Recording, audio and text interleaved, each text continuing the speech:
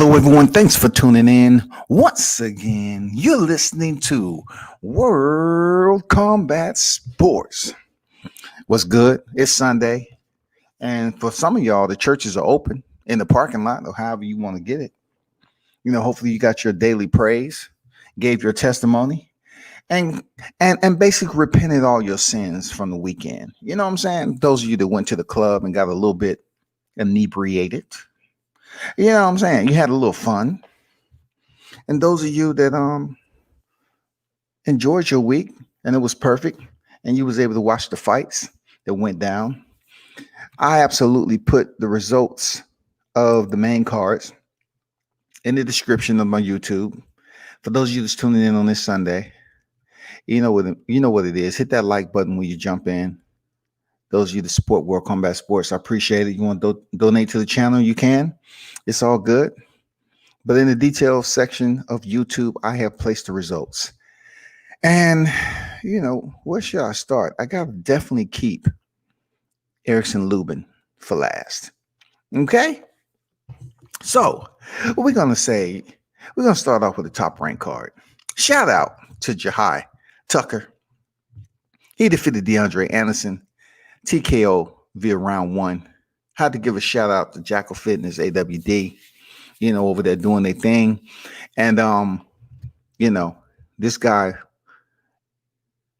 17 years old, real young in the game, man, signed with Jay Prince. He doesn't lack heart. I'll tell you that much. He doesn't lack that tenaciousness that they look forward to, that courage that they look forward in a young fighter like that. So he did what he had to do, man. And I'm going to touch back with him a little bit later. But starting from the top of the program, Pedraza defeated Javier Molina in a unanimous decision, really gave him the business. I'm not going to lie to you. You have to give him his props. He did what he had to do. You know what I mean? We can't take nothing away from that. But what's next for Pedraza? That's what I want to hear from you all. What's next for Pedraza? Junior welterweight division. What's next for him? He pretty easily defeated Javier Molina 99-91 and then 98-92 on two scorecards.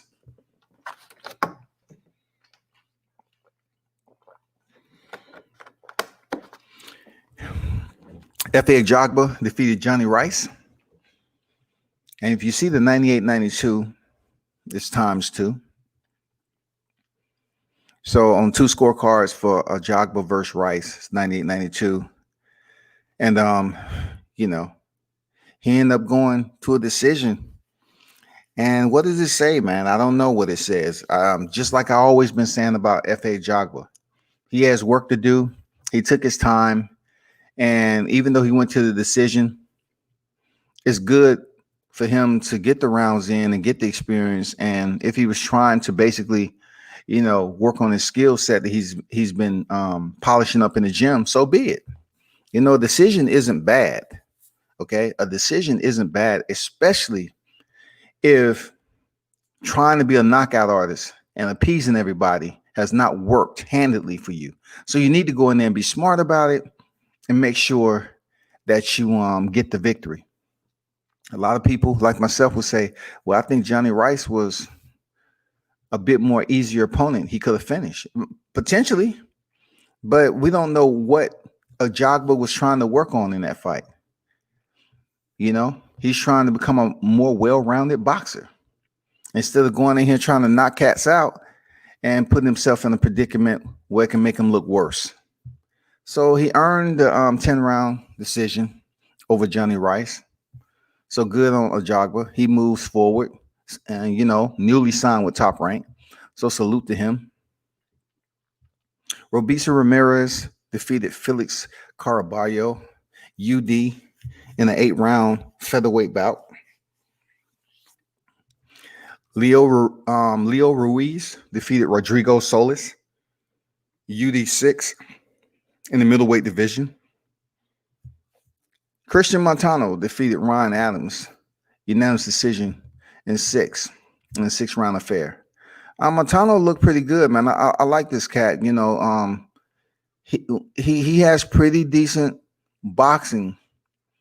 As a fighter that doesn't move much. Like he was sitting down on a lot of his punches, but at the end of the day, it's boxing.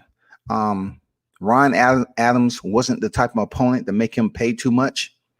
He was able to stay right there in the pocket and get off and land his combinations on Ryan Adams. And for Ryan Adams, he's one of those fighters that always comes straight forward, directly into your space, and allow you to land those combinations. I'm not sure why he doesn't want to change that up. He kind of fought somewhat similar when I seen him fight in on JD's card, But he's a workhorse. He tries to make the fight, but in order for him to not pick up any more consecutive loss, he needs to kind of switch it up and use his footwork more instead of trying to prove to individuals that he's tough. Christian Montano fought a smart fight, and you can tell he has some very technically sound boxing skills. He's not wild. He sends his punches straight up the middle, but I would like for him to move just a little bit more and not be so stationary, especially when you can make that change on a fighter like Ryan Adams, who was just coming straight forward. You know what I'm saying? He was a little bit too much flat-footed for me. He could have pivoted out a little bit. He could have moved, change angles a little bit more. But he got the job done, man. Unanimous decision in 6. Brian Lua, he defeated Norambuena KO in 2 rounds, which I was like, okay. You know what I'm saying? And Kasir Goldston defeated Isaiah Varnell via UD 4 rounds. So you had 2 4-rounders, but the one that was interesting, Jahi Tucker, he didn't have any knockouts in the amateurs. But it just goes to show you how the transition works for professional. You usually come over here and get a first-round stoppage on a gamed opponent. Deandre Anderson, break him down early with his pressure. When he had the opportunity to get off on him, he made the best of it, and he ended up breaking him down. If you look at Anderson's eyes was wide open. You know what I'm saying? It was wide open, gazing. That lets you know that he was trying to see outside of the fatigue that was going on inside his body. He's like, damn, this young lion all over me, man. What's going on, Napoleon? Salute to you. This young lion all over me, man. How am I gonna get this dude off of me? So, Tucker kept the pressure up. He got in his space, made him uncomfortable, and therefore he ended up getting the first-round stoppage by the referee stepping in. Now, do I think the fight should have been stopped? I just look at it this way. Is the fighter that's landing a punishment? I mean, I'm looking at the power aspect of it. Is he landing some heavy shots? Has his opposition hit the canvas yet? Is he stumbling? Is he just unbalanced, unsteady legs? Is he just disorientated? I look at all that, and I didn't see that from Anderson.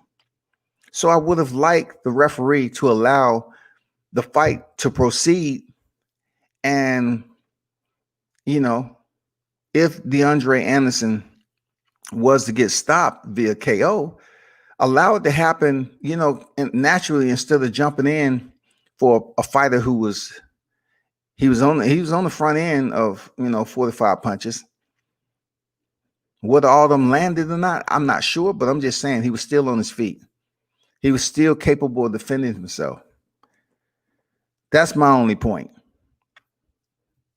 I know it's at the referee's discretion, but come on, man. The fighter was defending himself. He was tired. And I would have rather seen Tucker get the stoppage for dropping, Anderson. Anderson taking a knee. That's all I'm saying. Good morning this Sunday. Kind of Local Sports in the building. How you feel, man? Man, I'm feeling great, man. Except for Rob, he called me like around almost midnight. I was already knocked out. I keep telling y'all I'm an old man. What? Oh my God. Shout out to Rob, though, man. He called you at what? 3 o'clock? No. It wasn't that late. Maybe about like 11:30 or something, man. Probably right after the fights finished, man. But I was in my bed watching the fights, man. And once the fight was over, I pulled the lid down on the laptop and went straight to bed.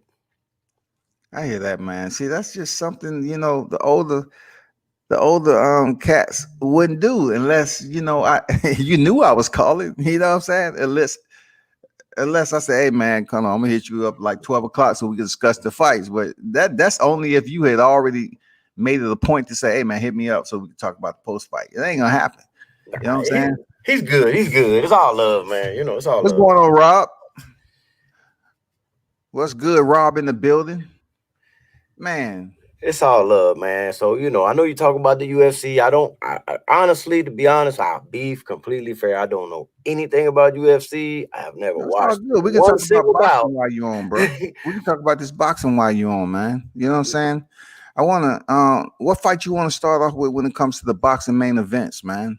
You know what I'm saying? Like, well, I watched the ESPN Plus card, so that's the one that I did watch. Okay, you didn't get a chance to see Jerome Ennis? I did watch. I did watch that. I didn't catch the Lubin fight. You didn't? I didn't catch the Lubin fight. I did. If you was on your way to sleep, that definitely would have put you in a deep state of comatose. Oh, okay. I did catch Jerron Ennis though, because I had two screens and I was, I had to keep an eye on Jerron Ennis because I like that man. Man, I like him a lot. So I had to at least, put that one on my other screen. How do you grade his performance? I know you talked about it previously, leading up to the fight, and you were saying, hey, for Jerome Ennis, this is not an easy opponent, Juan Abreu. He's never been stopped and all that, but he goes in there and stop him in 6, man. So how do you grade his performance? Man, I give it an A. I'm not gonna give it an A+, but I'll give it an A because on my fight prediction, I did say he's gonna be the first one to stop Abreu, and he did do that in the 6th round. And man, that was a perfectly set up and perfectly timed uppercut, man, that he threw on him, man. It was picture perfect, man. Beautiful. It kind of take me back, just linking up these fighters that fall on the same night. It kind of takes me back to when Julian Williams was knocked down by Charlo, and also it takes me back to when Nel Charlo knocked out Lubin. Yeah. You know what I'm saying? Both of those, J-Rock and Lubin knockouts is almost similar with the uppercut. I think Jerome Ennis' uppercut was pretty. He had a pretty uppercut right there. It was well timed, and I grade him. For that performance, I grade him an A. I just want him to get his hands up a little bit more and stop showboating. You know what I'm saying?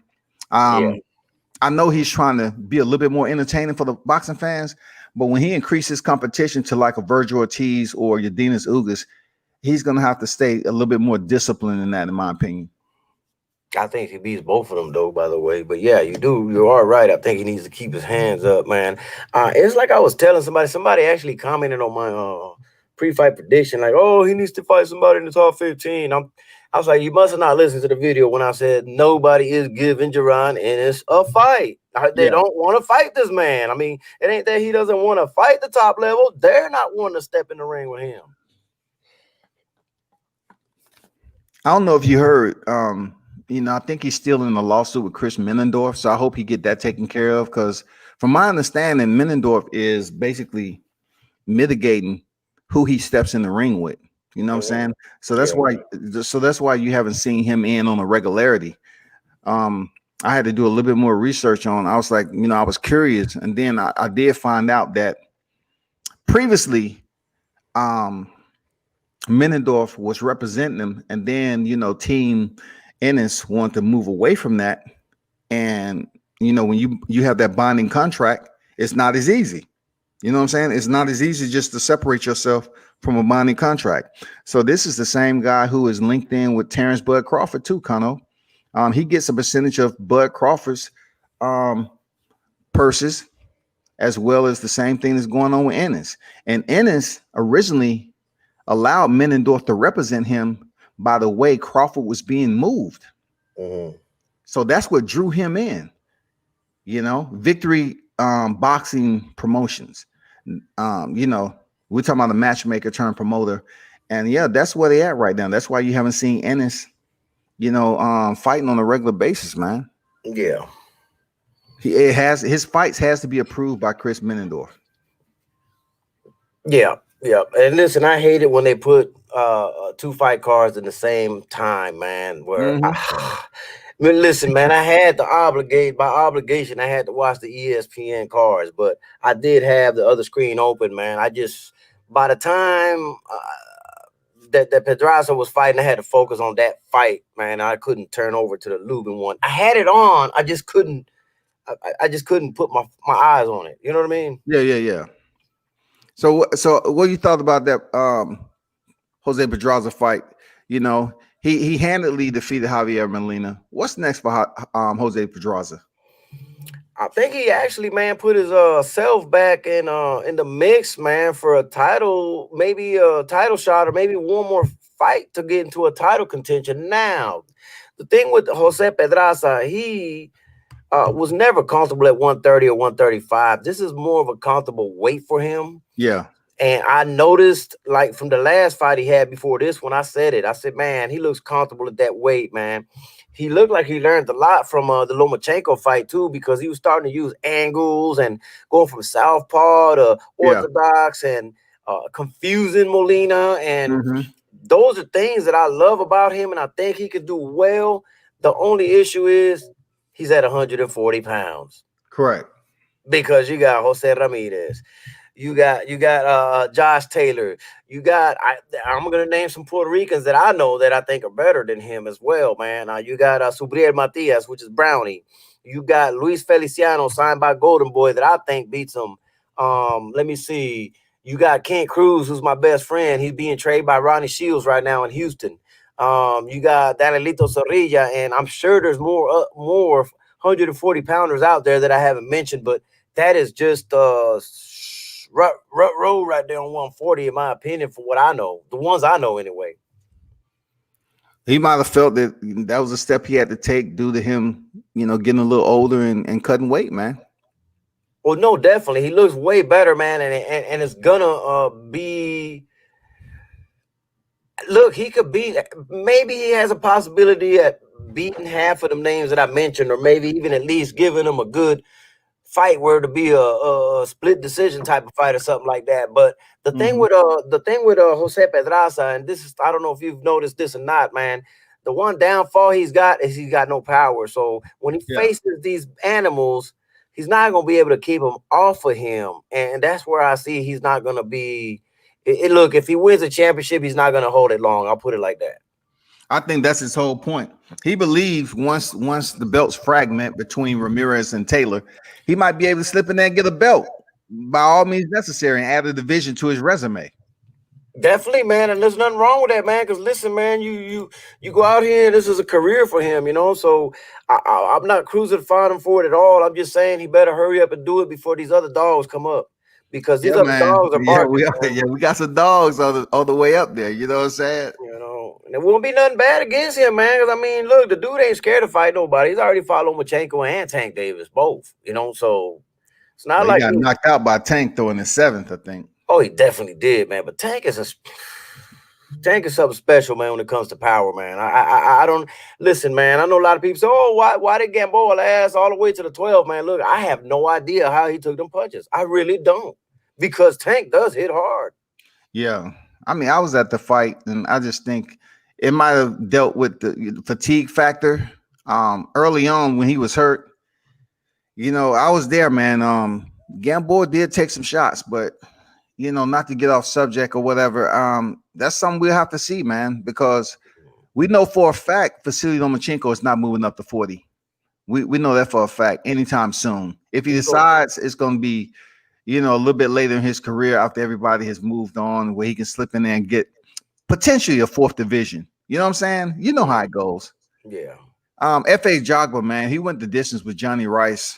Like I said earlier, I think him signing with Top Rank now, he may have wanted to work on his technique and get some rounds in and polish up his craft inside the ring. I'm not saying he wasn't trying to go for the knockout, but I think living up to other people's like labels that they was placing on Ajagba, he settled down a little bit and he boxed. You know what I'm saying? Because people wanted him to be a knockout artist and shit like that. And it was getting him in trouble. So he went the distance with a guy I thought he would stop, to be honest. Man, he should have went to the body a little bit more. I spoke about him months ago, man, and I'm still sticking to what I said months ago. He is not going to be an elite heavyweight, man. He does not have the special effects, the extra effects, anything like that, man. He's going to face one of these top tier heavyweights, and the way his defense is set up, man, he's going to get knocked out, man, when he fights somebody from the elite group, man. Mm-hmm. And then, he throws his jab with nothing to go with it type of thing. And you're not going to go far like that. I mean, I hate to even say that, but I see it from afar. And I didn't say this from last night's fight. I said this before. Yeah.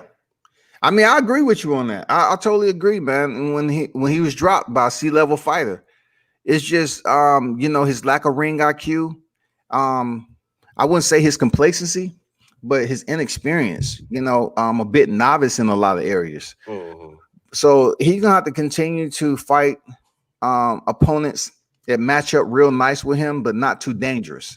Okay, not too dangerous. As many fights as he got, and Jared Anderson coming on now, you think he can hang with Jared Anderson? Because I don't. I believe he could. I mean, I think he could. Yeah. You know why? Because he's did more rounds than Jared Anderson. And we've seen Jared Anderson show us his cardio card. It was a little bit, running on fumes a little bit. And I think Ajagba would do fairly decent with Jared Anderson, man, if they choose to put them in there together. But the only thing about it, they're signed under the same promotion, aren't they? They definitely are, but I think Jared Anderson stops him. Okay. I don't know. You know what I say about heavyweights there, Kano? The fatigue factor takes away the power. You know what I'm saying? With some of these fighters. They look good in the early rounds. When they start to fatigue, their punches ain't the same. If he stops him in the early rounds, cool. But I think Anderson learned a lot by trying to knock out his last opponent and dump everything out in the second round. He just absolutely emptied all the gas tank. He went back to his corner, sat down, tongue hanging out. He learned the lesson, man. So it's up to him to step back in there and improve that. That's why I say he will stop Ajagba now. He done had his little test fight where he tried something that didn't work, and now listen, man, this is a disciplined fighter, man, that's gonna go back in the gym and fix all that, man. I can tell you this 100%, man. Whereas Ajagba, yeah, I get it. He's trying. It's not a lack of effort with him. He is trying. It's just some people have it and some people don't. He just can't let them hands go like we would want him to in order to be successful in the elite company. You know what I'm saying? Yeah, I understand. I understand what you're saying. Another fight I liked was I like the newcomer Jahi Tucker and Deandre Anderson. You being in the gym, did you see that fight? I didn't. Okay. Well, tell me about it. What I can tell you on that, Connor, is that this was a kid who's newly signed the top ranked Jahi Tucker. Shout out to him for getting this victory. Dude has mad heart, courage, and his pressuring ability. He absolutely has no fear in closing the distance last night on his particular opponent, Deandre Anderson. He's entertaining, to say the least. But what I've seen between, him, and I kind of seen this with Jerome Ennis too. They kind of like want to showboat with their hands down by their waist. I seen that with Albert Bell too. Like, sometimes you get up against the ropes and you want to have your hands down.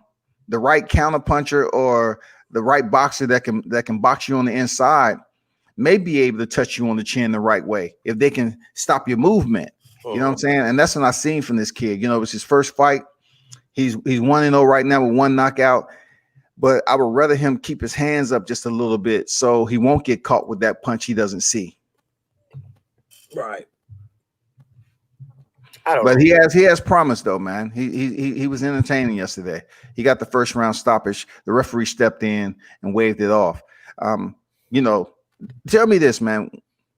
If you're looking at a fight, and I'm just using the Tucker Anderson fight, if you're looking at a fight and a fighter,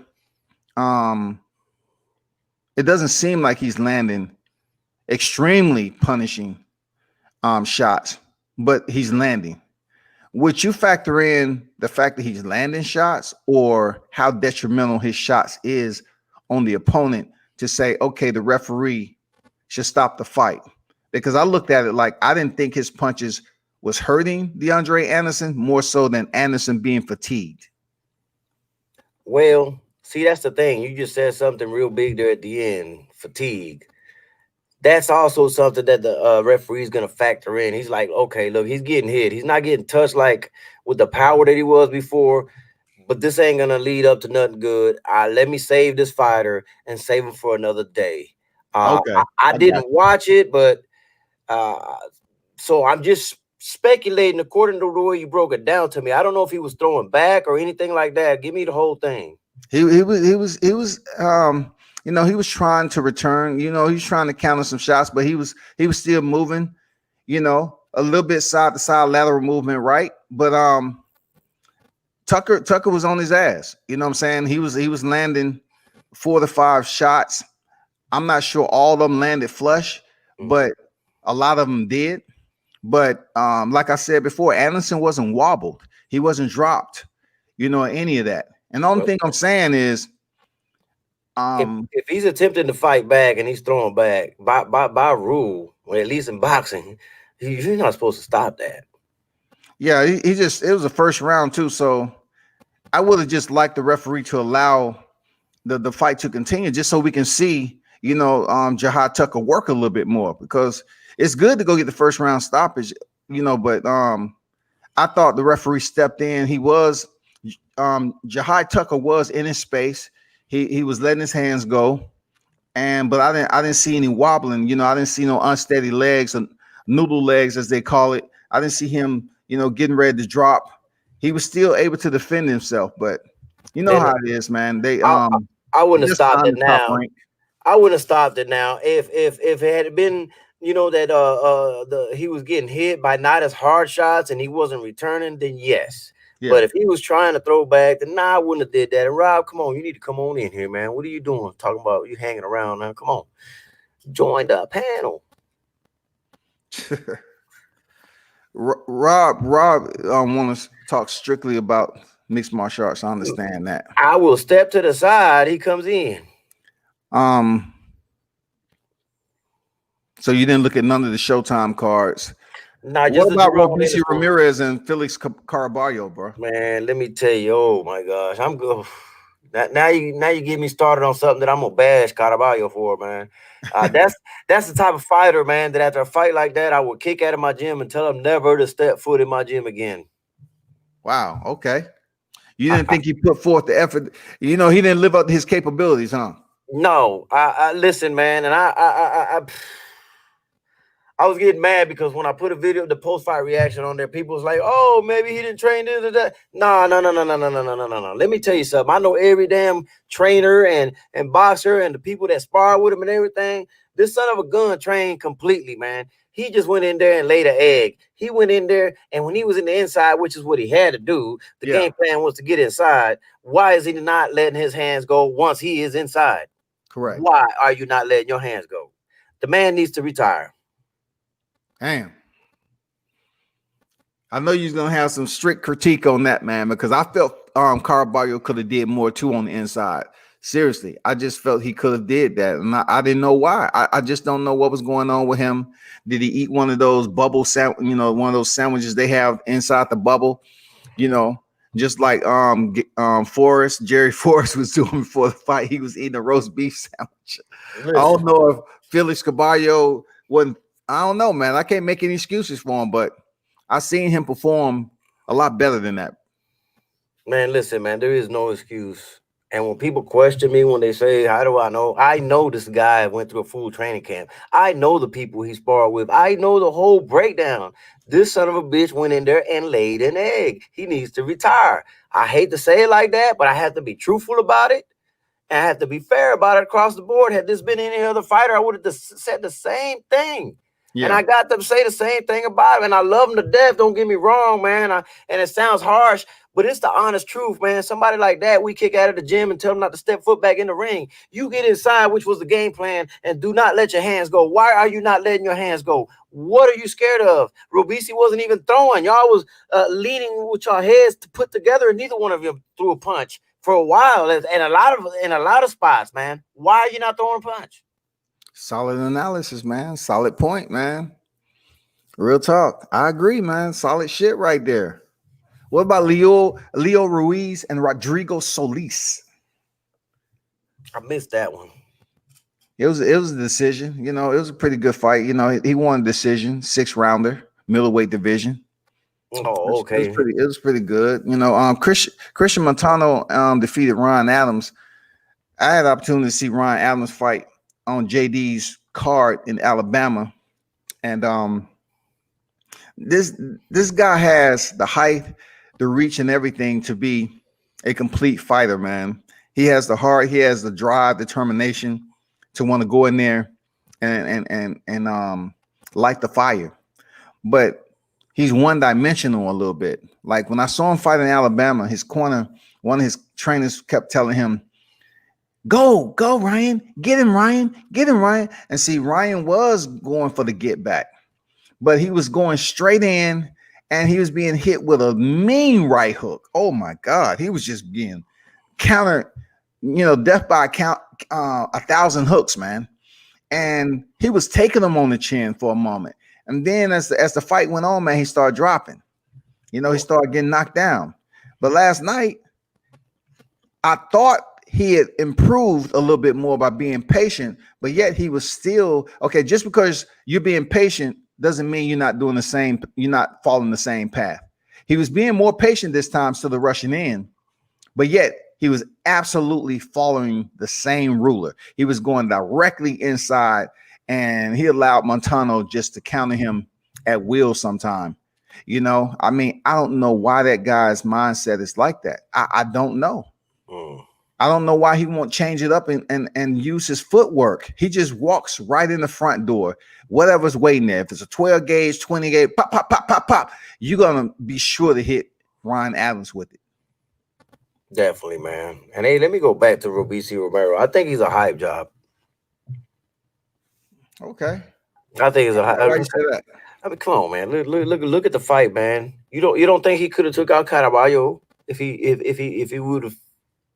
He had plenty of opportunity to do it and didn't do it either. He was also gun shy.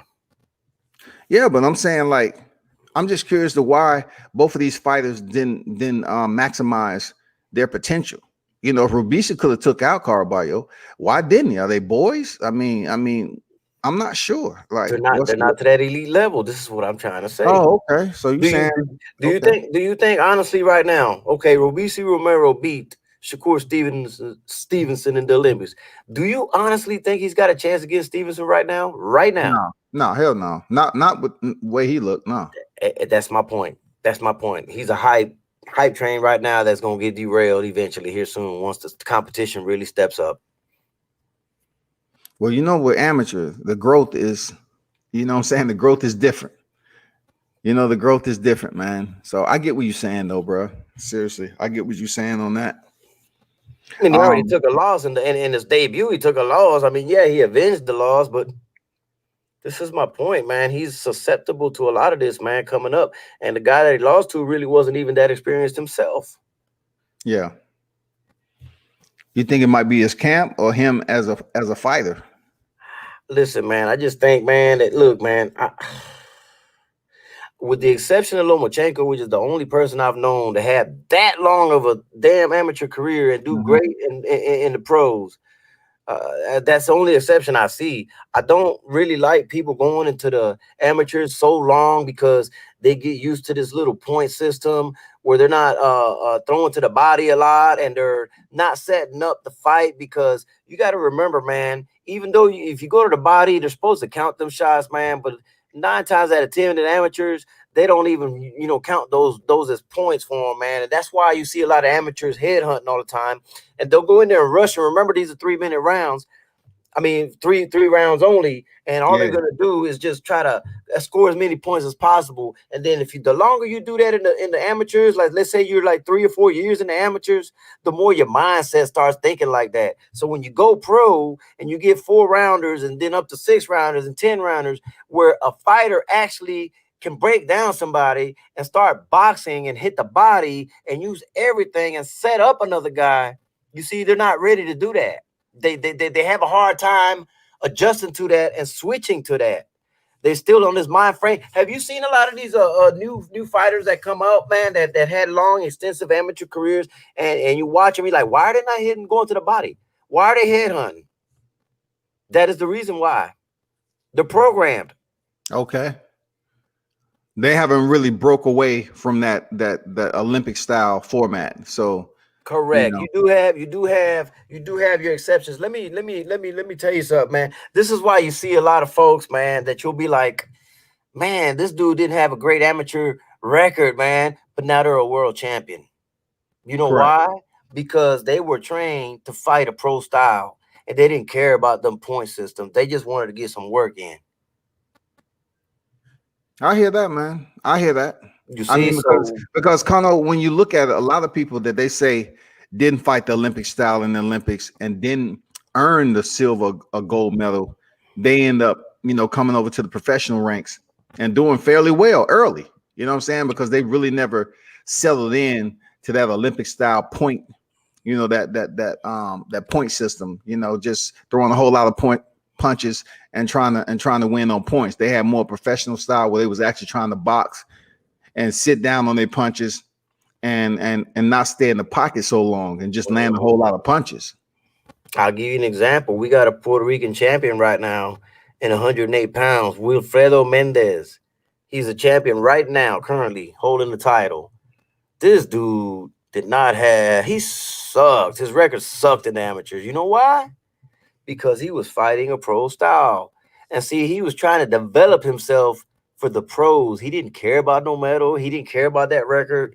See, some of these boxers actually do that on purpose just to get themselves ready for the pros. They're getting rounds in. They're getting work in.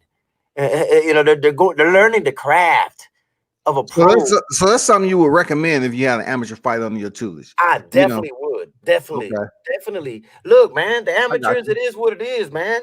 Use it as a tool to get you ready for the pros. Don't worry about this point system. Work the body, set the fight up, this and that. Okay, 3 rounds are over. You didn't have time to set up. Okay, that's fine. Now go to the next one. Let's work on it some more. When they go pro, their mind is already programmed for the pro style. What difference is it going to make? Are you making any money in amateurs? Absolutely not. The whole key is to be successful in the pros. I would do that as a man. Of course I would. I 1,000%. That's a solid point you make, man. Real talk. I have to respect that because it makes sense. It's just all about the fighter. If they was to listen to you, Kano, to respect what you were saying and saying, okay, once it comes time for you to really start making money and building up your professional ledger, that's when it's all going to matter. So take this amateur career that you have going on right now, learn, get the experience.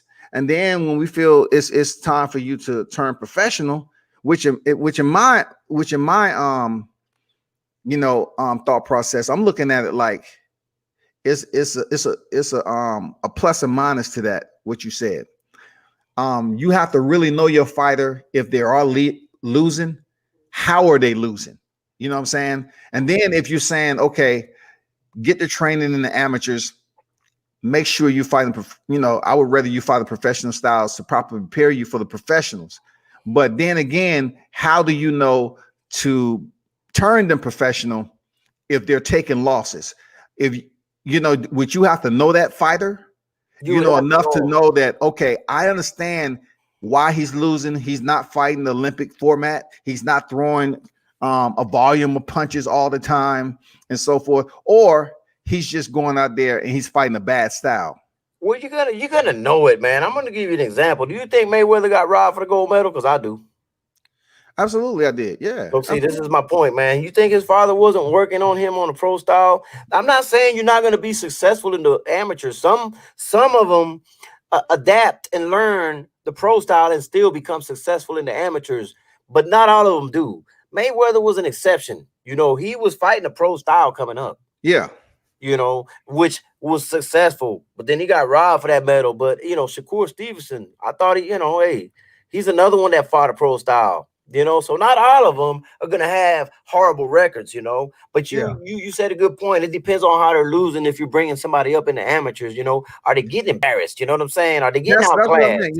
I mean, the way you presented it, I was like, okay, if your fighter is losing, it's according to how many he's losing in a row. If he's truly working on that professional style, or he or she is just going out there fighting a bad style, a style that's not equitable to earning that win. You know what I'm saying? So yeah, I get what you're saying, man, but it's up to the coaches to make that decision. If they have a fighter that's taking multiple losses, is it to the point where they're just trying to hone in their craft to prepare for the professionals, or they still need work?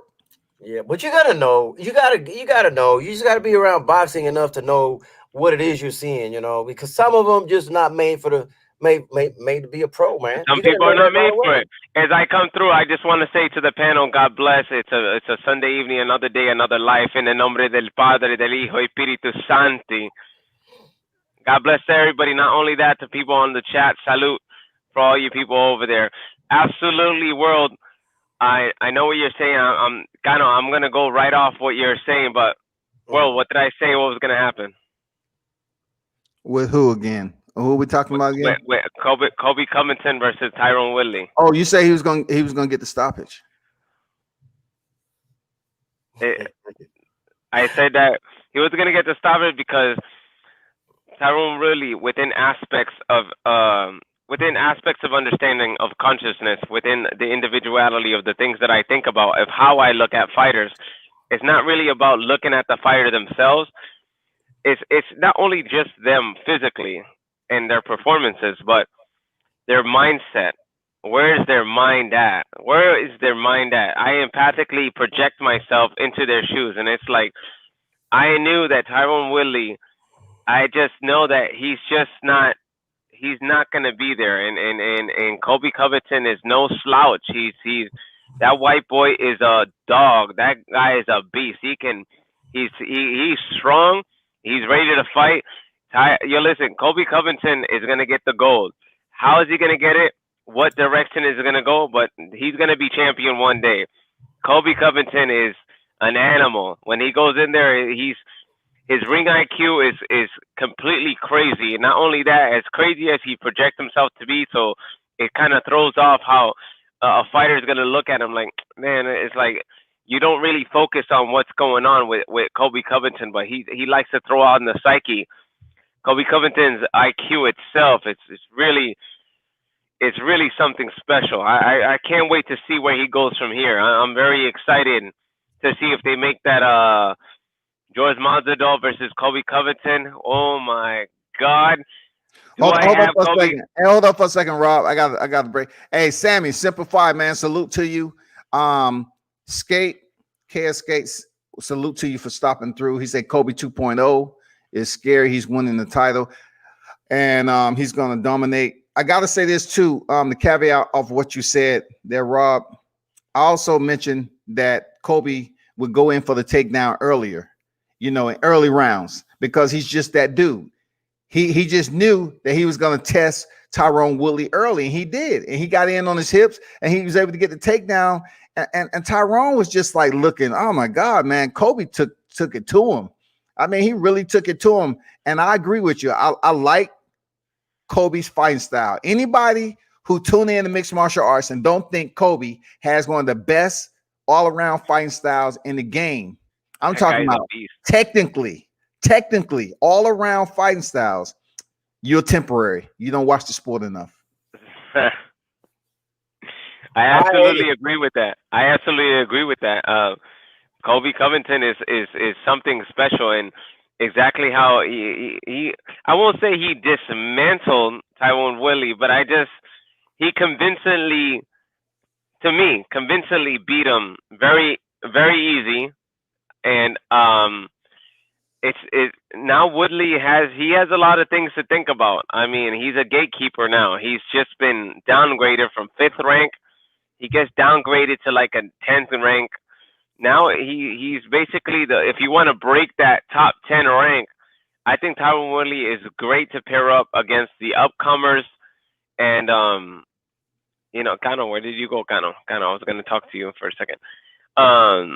He broke down to that 10 rank area, but Colby Covington is in preparation, and I want to see the next fight. I want to see Colby Covington versus George Masvidal. I need to see that fight happen. And I think, check this out, World Combat, I think that Colby Covington will take that fight by decision. Well, I'm not saying, I don't know, man. You're talking about a different fighter. You're talking about two individuals who know each other, used to train together. Give Masvidal a full camp, and it'll be an interesting fight. I cannot honestly say Colby Covington would take it via decision if Jorge Masvidal has a full training camp. You know what I'm saying? He went in there late replacement against Usman. You know what I'm saying? He did what he had to do. He lost, but even with a last minute replacement, he went the distance with Usman, man. All right, Rob. He did. I was gonna watch from the outside. I put a text in there on a message on the comments, man, that I was watching from the outside. But you said where'd you go? That you had to say something to me. So bring it. No, because you left, and I know that I didn't mean to interrupt on what you were saying, and I'm completely piggybacking because I'm just coming in out of nowhere, and it's like you guys were having an amazing, fiery conversation, and I didn't want you to leave like out of nowhere like that. He said you called him like 11:45 talking about Nova Swift and how the inner vortex, of the astrological system. So this is what happened. So last night I was on a live stream. I'm not going to mention names. I was on a live stream, and it was fiery, and I was connected with this guy from some other channel, and this dude had a SWAT sticker on his wall. He had a SWAT sticker. Yeah. So that channel paired me up with that person because they wanted me to debate. It's like I'm just getting on just to have fun, just to talk like you guys. Yeah. Like we're older men. We don't need to do this for money. We do it. It's like it's just for like our personal fun. Like it's just a pastime. And so I was paired up with this other dude, and this dude got a SWAT sticker like Marilyn Monroe. Like, yo, this dude had a SWAT sticker like in the back. Like a SWAT sticker was like like a whole flag. This dude had a flag SWAT sticker. And this is a crazy story. And that's how I'm gonna get to why I called Cano. Don't take forever talking about this off-topic bullshit there, Rob. No. This is what exactly why. No, because this is why I texted him yesterday, or I called him, or whatever. And the thing is that the dude had a SWAT sticker flag in the back, and I'm like, I get on the chat, and it's like, and then I'm paired up with him. Like there was like 5 other people, and then I was paired up with this dude, and this dude had a SWAT sticker flag in the back. I'm like, yo, what's going on? Like I was just trying to get on just to have a good time because it's Saturday night, it's fight night, and then all of a sudden it's like, oh, you go toe to toe. It's like you go head to head, and it's like I'm sitting there like, man, I'm thrown in. I got my legs up like this on my thing, and like I got my legs up and everything. Like I'm like, all right, what it is. What's gonna happen is gonna happen. And then I'm like, I go. I see you got the SWAT sticker in the background. And it's like, So you ever read the book Mein Kampf? And he's like, what is that? What are you talking about? Mein Kampf. It's a book written by. I go. So I go, just like this. I go, so I see you have the SWAT sticker flag in the background, right? Just like this, so I can give everybody the performance. I go, so you read the book, Mein Kampf. Do you know what Mein Kampf is? And he's like, I don't know. He was like Australian or I don't know, from like overseas. He's like, I don't know what you talking about. What are you talking about? I don't know what you're saying. I go, Mein Kampf, the book written by Hitler. He goes, oh yeah, I know that. I mean, he was already lost with Mein Kampf. And I go, how about this? How about since you got that flag back there? I go, do you even know what Mein Kampf means? I go, do you know what Mein Kampf means? And he was like sitting there, like he was like looking away from the stream. He was like, and he was like muttering, but he wasn't really talking. He was like muttering, but he couldn't engage on the screen. And I go, Mein Kampf means my struggle. And it's a book written by Hitler. And if you got that SWAT stickers flag in the background over there and you don't even know what that is, man, then you're just pushing a persona because you feel that angry inside of yourself. Other than that, let's talk about the symbol inside of the SWAT sticker of what the SWAT sticker's meaning is. Do you know what the meaning of the SWAT sticker is? He just stayed quiet. But in that community, World Combat Kano, yo, he's like highly respected in that community, like crazy respected. And I said, do you even know the meaning of what the SWAT sticker is? Do you know the origination? Do you know the origins of where it came from? Yo, I had the dude like this. He couldn't engage on the screen. He couldn't engage. It comes from Indian. It's very ancient, very powerful. A very positive symbol, but that was flipped and manipulated and created. It used to be a very positive symbol. Yeah. And then it was flipped and created into a negative symbol. Correct. The dude did not know that. The dude did not even know the origins of what he has on his wall. But the thing is, he is very like respected and highly like regarded in his community, and he didn't even know the simplicity of what he had on his wall. So then he turned it into like started talking and then racism and or whatever. But yeah, that's what happened last night. Other than that, but yeah, it was pretty crazy. And El Dude, I don't know, El Dude, if you know that guy, it was him. Then it was Smoke. Yo, I was bodying left and right on some other channel because they were one after the other. I was like taking souls left and right, saying song in the same sentence that I begin to mention and suspended within time itself. You know, like I was like ripping people's souls out of their mouth and their teeth were coming out with them. You know, it was crazy. It was crazy on the panels last night. You know, so I came on here. I'm like, man, I interrupted Kano. That's why I told him to come back because I interrupted you. You guys were having a conversation, but that was like a quick update, but I didn't mean to interrupt, but I mean to be on the panel. Okay, with all of that said, what did you have to tell Kano though? Oh no. I wanted him to continue his conversation because I was feeling what he was saying. Oh, okay. He I thought you was talking about something different. So with that said, Skate made some very good comments, in the live chat. He said he's a top wrestler, better than Snoozman for sure, and he's got great pace and pressure. Masvidal doesn't stand a chance against an elite fighter like Covington. Jorge is just a journeyman fighter. Maybe so, but he does stand a chance if you went the distance with the champ. Covington, he faced adversity against Usman. No matter how you want to look at it, he fought Usman and he faced adversity. Is he going to be better the second time around? Of course he is. But you have to call it for what it is. They faced one another and Usman won. He broke his jaw. So you have to give him the accolades he deserved in facing Colby Covington the first time around. Hey, I'm gonna go back in the audience. All right, Kano. Yo, Kano, thank you. Yo, I didn't mean to interrupt you, by the way, earlier. You good. You good. So you saying he should face Jorge Masvidal next instead of getting back into a title contention?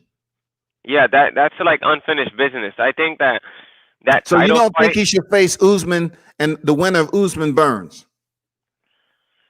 No, I think that as far as financially, of course that he's gonna want to go for the gold, but at the same time, he has two easy choices, and I'm not saying easy like he's gonna win, but I say two choices that are very good paths to take. He's got that George Masvidal fight, or go straight for the title fight for the winner of Usman and Burns. Now, if George Masvidal doesn't want to fight Colby Covington, then Colby only got one choice. He needs to get that gold, because All then right. he can say, "You got to fight me now. If you want it, you got to come get it now." You know, so there's two choices, but he don't got a bad choice because it's kind of like a win-win situation. Not saying he's gonna win, but the thing is that it's a win-win situation. He can go for George Masvidal and get paid, of course, or get the winner of Burns and Usman, and then the winner of that fights Colby. Colby needs to get that strap, because I know, and I just feel, I just think that he can beat George Masvidal. I just feel that he can beat him, and it's not that I'm a Colby Covington fan. It's that I just feel like he's gonna, by like a hair. I just feel like he's gonna pull that off. I just feel like he'll pull it off. And if people are gonna say, George Masvidal is gonna knock him out, da da da, but I seen every single video of them training. Excuse me.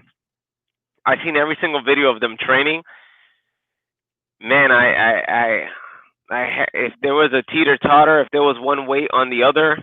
You talking about Colby and Masvidal? It's been a while, Yeah, dog. You yeah, got yeah. some months in between that now. You know what I'm saying? No, absolutely, absolutely. And of course, I want George Masvidal to win. I'm a George Masvidal fan.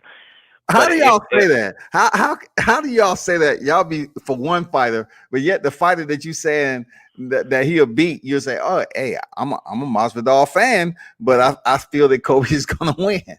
No, because I got to be true. I got to be real. I got to be with what I feel. And even Okay. if I'm a fan, even if as a man, if I'm gonna be honorable, then I can't sit there and say, "Oh, George Masvidal is gonna win that fight because of this, and so, and this, that, and the third." No, I'm gonna go with what I feel in my heart and what I see, my perception of understanding. And I just feel that I think that Colby Covington will just slightly win that fight. Slightly. No stoppage, no knockout. Everybody's going to think he's going to get knocked out, and that's not going to happen. I just feel that Colby Covington will slightly take that fight, by the nicks and crannies. But Colby Covington, I think, would beat George Masvidal in a decision, 5 rounds. I think it would be a very classic fight. It would be a great hype. It's a lot of money. It's a lot of build-up. It's going to be an absolutely amazing spectacle to watch. But I think that Colby Covington will take that fight in like a little, like, by the hair decision. It's like I got it 2-2 and then won that last round. I got it like it would have been split decision, almost draw, but then I got Colby Covington taking it at the end. I got Colby Covington just taking it at the end. All right, hold on. Go ahead and keep on cooking, Rob, for a second, because I'm trying to find this video. I'm gonna show you this video, man. It was pretty funny. If I can locate it. Yeah, as long as the video doesn't have me in it. No, so no, I'm talking about between Usman and Covington. That's what I'm trying to find. No, I don't get into all that other shit, dog. No. That fight was a dog fight, and I think as I'm cooking, I'm looking, I'm fluking, everything is looking right.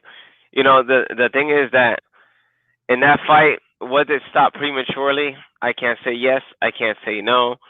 Was it stopped at the right time? I can't say yes. I can't say no. It was, as a referee, I think I would have stopped it.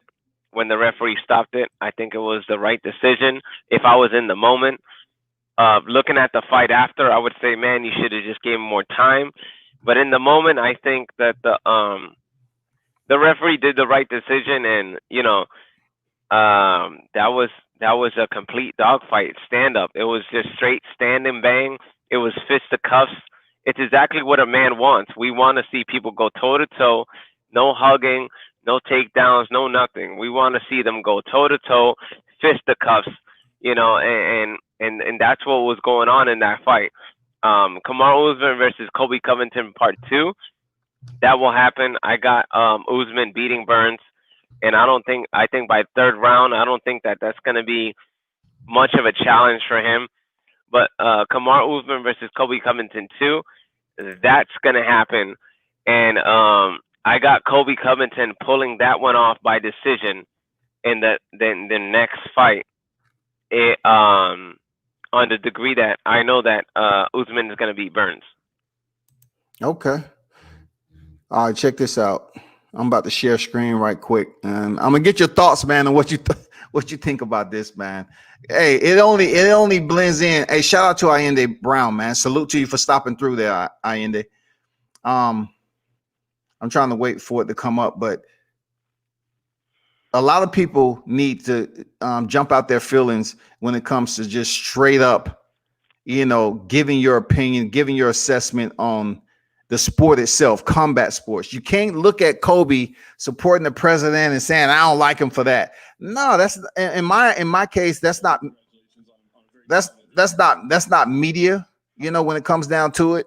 You just being biased and you letting politics convolute your thought process. You need to just hold your square, man, and do non-biased reporting. You don't have to like the dude, but I'm just saying, just keep it genuine, keep it authentic to the combat sports arena, and don't allow politics to bleed over into this. You know what I'm saying? But I'm still trying to get to the point where Covington. No, absolutely. Covington and Usman was arguing back and forth. It was pretty good post fight, man.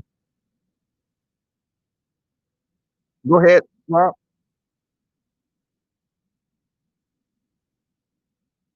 Rob, you there?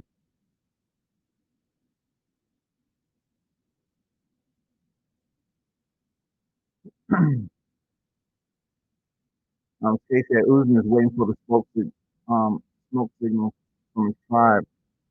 That was on what Kobe said the other night, or whatever. However, what he meant from that, I'm gonna let that ride because tribe and everything else, he's trying to dig a little bit to make it controversial the best way he possibly knows. That's what Kobe Covington does. You know what I'm saying?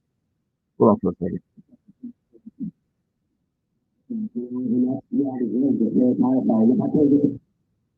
So let me share this right quick. This is not exactly the video, but I will get to that. Those of you that's in the chat, appreciate you stopping through.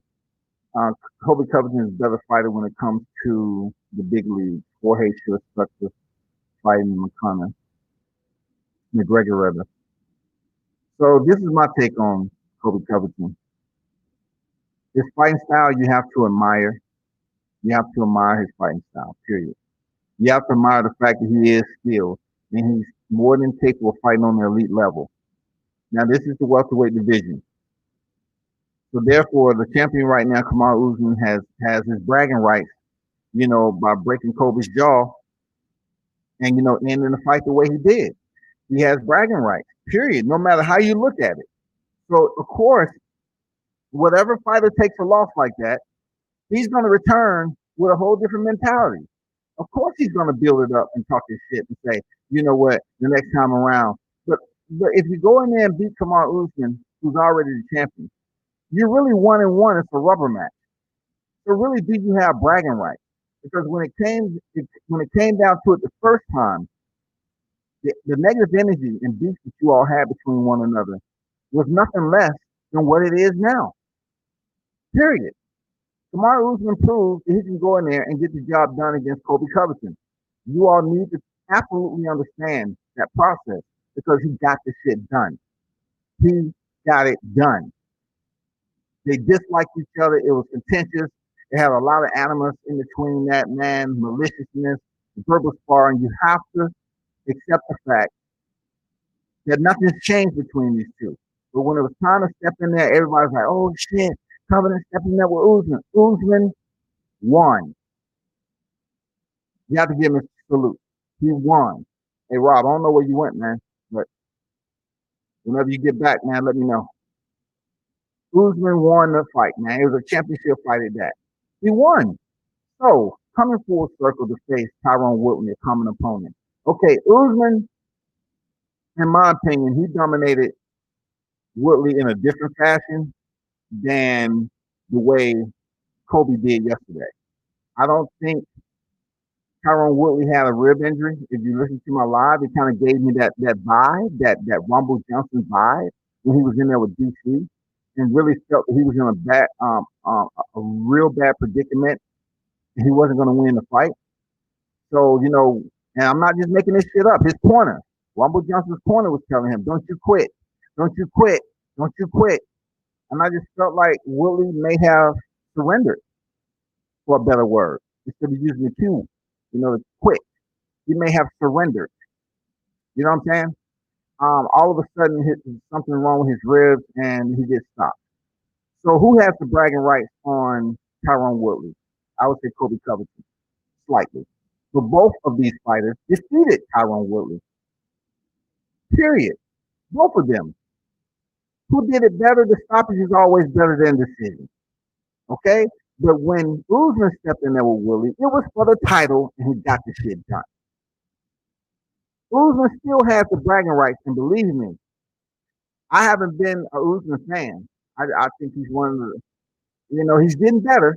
He's getting better, but I just thought he was one of the most boring fighters out there. He always said he's going 30%. I'm saying, why don't you go 150? But when it came down to the common opponent, he faced both of them. He faced Tyron Woodley. He faced Colby Covington. He beat him. So Covington can come in here and defeat Tyron Woodley, but Usman's already did it. So now, Usman, one of two things are going to happen. They're going to put Covington in there with someone else that has stepped in there with Usman, or they're going to provide him with the winner between Usman and Burns. You know what I'm saying? Because Burns can lay some bragging rights to basically how he was able to get the win over Tyron Woodley. I think he won in more dominating fashion than Usman did. You know what I'm saying? Real talk. I think he did. But a stoppage is a stoppage. Period. A stoppage is a stoppage, y'all. And as much as I have not, just basically warmed up to Usman and giving him maximum support as one of my favorite fighters, I have to give him his respect because he's earned it, and he's shown by stepping in there with two tough fighters. Jorge Masvidal on last minute, still he stepped in there. And then he went in there against Colby Covington. A grudge match for which he won. So Covington can be upset all he wants, but it doesn't take away the fact that I'm saying that Colby Covington looked great. I like his fighting style, man. It's his poise, man. The way he delegates his striking sets, man. I like how he sets everything up. If he chooses to kick you, he will. If he chooses to work his boxing, he has very sound boxing fundamentals, man. Colby Covington has pretty decent boxing, y'all. Seriously. And with his wrestling pedigree, there's a lot of shit that he's not worried about fighter changing levels like, Gilbert Burns, per se, or Kamaru Usman. He's not worried about that. But I said on my live, I said that he would go in for the takedown early. And the fighters was dry. I said Colby would not care. And what did he do? He went in for the takedown early. He stuck with it. And it wasn't even anything just erratic. He did it soundly. I wouldn't even call it. He went off his offensive strategy. He closed the gap. Once he got in, he made it work. It was effective. He just wasn't doing it just to do it and degrade Tyron Woodley's, energy. He went in for the takedown to get the takedown. Some people go in for the takedown to push him up against the cage And they sit up there and throw hammer fists at the thighs and foot stomps and all that other shit. But he went in strictly to take Tyron down. That's what his end state was. He wanted to get the takedown, and he did. Mar Usman is not a real champion. Can you take down a one-out master? You can say what you want. He's a real champion, in my opinion. He defeated the champion and he defended his belt. No questions asked. No questions asked, man. He defended his belt. You have to give him that. You have to give him that respect. If you don't give it, then in my opinion, you're not really looking at the sport for what it is. You know what I'm saying? You're basically being a fan of one particular fighter, and turn into a reality show. With any sport of combat, you're gonna have likes and dislikes. That's just the way it is. You're gonna have likes and dislikes, man. Let me see if I get this video up. I want to show you all this video. If I can pull it up. It's difficult because it seems like it's been pulled. It seems like it's been pulled.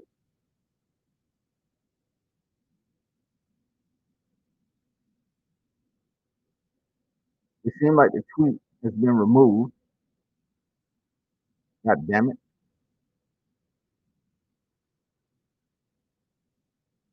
Let me see if I can retrieve it. Somebody has to have it up. Somebody has to have this video up. You know what I mean? Somebody has to have it up.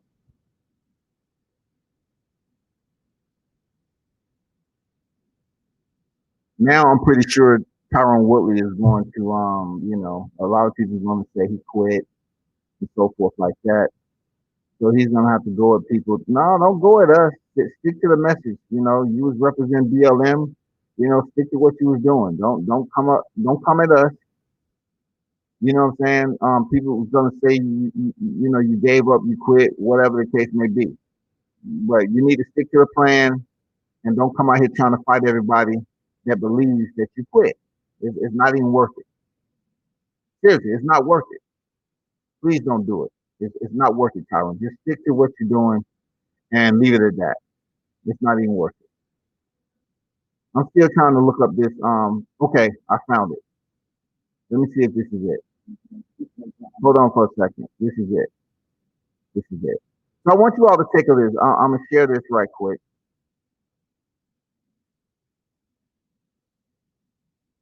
Let me share this right quick.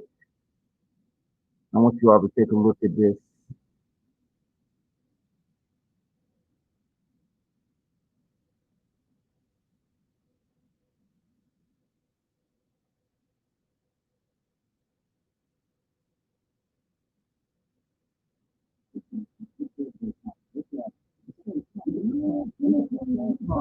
What you gonna do? Who you gonna call now? You get called for a freaking little shot? You didn't just smoke signal for you? You're a joke, Marty. You're a joke. That's what you're saying. No one cares about you. No one cares about you. You care about me? No, yeah, because you got the worst decision in the history of the sport. No, what's that called? Didn't I still right up? That wasn't close. No, Marty said you broke. You didn't break your head. I got right up and protested right away. I was looking at something. What are you doing next time? What till I see you next time? I said you're dead. You're dead. You got unfinished business. You gotta show up. You said that last time. What happened? Ruiz been working on his trash talking. I like the intensity of Colby though.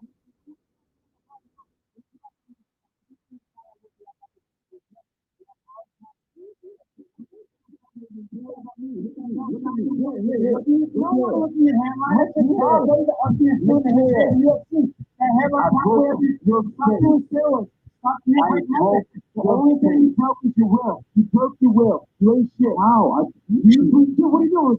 Wisconsin is the boringest champion in the history of this company. You broke your will. You break anything. You broke your will. You broke your will. Why are you running? Why are you running? Come see me in Octagon then. See me. You see what happens next time. The best night, that was my worst night, and I still beat you. Okay, tell me right now. Tell me what happens next time. I'm knocking you outside. You're going out cold. I guarantee it. Just like I walk with you. I know you lost all those brain cells. I know you're dimensional right now. Delusional. Wait till I see you next time, Marty. You better train hard. Keep doing that EPO. Keep it up. I don't need nothing. This is raw American steel. I got the President of the United States dragging it at me. When I see you, you're dead. You're dead. I ain't playing. I was playing before. Hey, guess what I was playing for? I ain't playing before. I ain't playing anymore. I'm serious now. I'm serious. Wait till I see you now. All right. You're not borrowed time. Okay. You're not borrowed time. All right. Oh yeah. Go get the hairline back. Okay, so that was the video between these two. It's pretty interesting to say the least.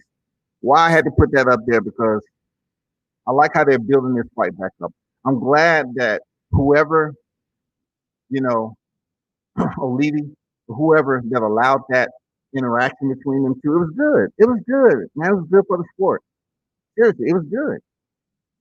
I liked it. It was good to see these two get together who already stepped in there. And I have to agree with the fact that Kamaru Usman got the job done the first time. Now, of course, Colby, is going to take jabs and get personal and say his tribe and smoke signals and attempt to make it seem like he's taking jabs at, his race or, his tribe. When you call someone, saying they're from a tribe without actually defining it, the way it wants to. He just kind of kept it on the outside of being derogatory, but not absolutely racist. You know what I'm saying? So he just gave a little bit for the fans to look at. So, they can say, ooh, man, he's digging. He's making it personal. It's been personal. It's been personal. You know what I'm saying? But I can say this about what he said about, Usman being one of the more boring champions. I did think before he became champion that he was a boring fighter. I'm not gonna lie to you. I thought Usman was a boring fighter, but since he was able to earn the championship and defeat Colby Covington, who the energy was there. The grudge match was legitimate. We can actually see a bona fide grudge match here. I'm not sure if he's gonna go to a trilogy, but we've seen this happen before. This is what I want to make perfectly clear between Kamaru Usman and Colby Covington. If Covington gets his next shot, just say Usman goes in there and defeats Gilbert Burns, and Covington gets his next shot.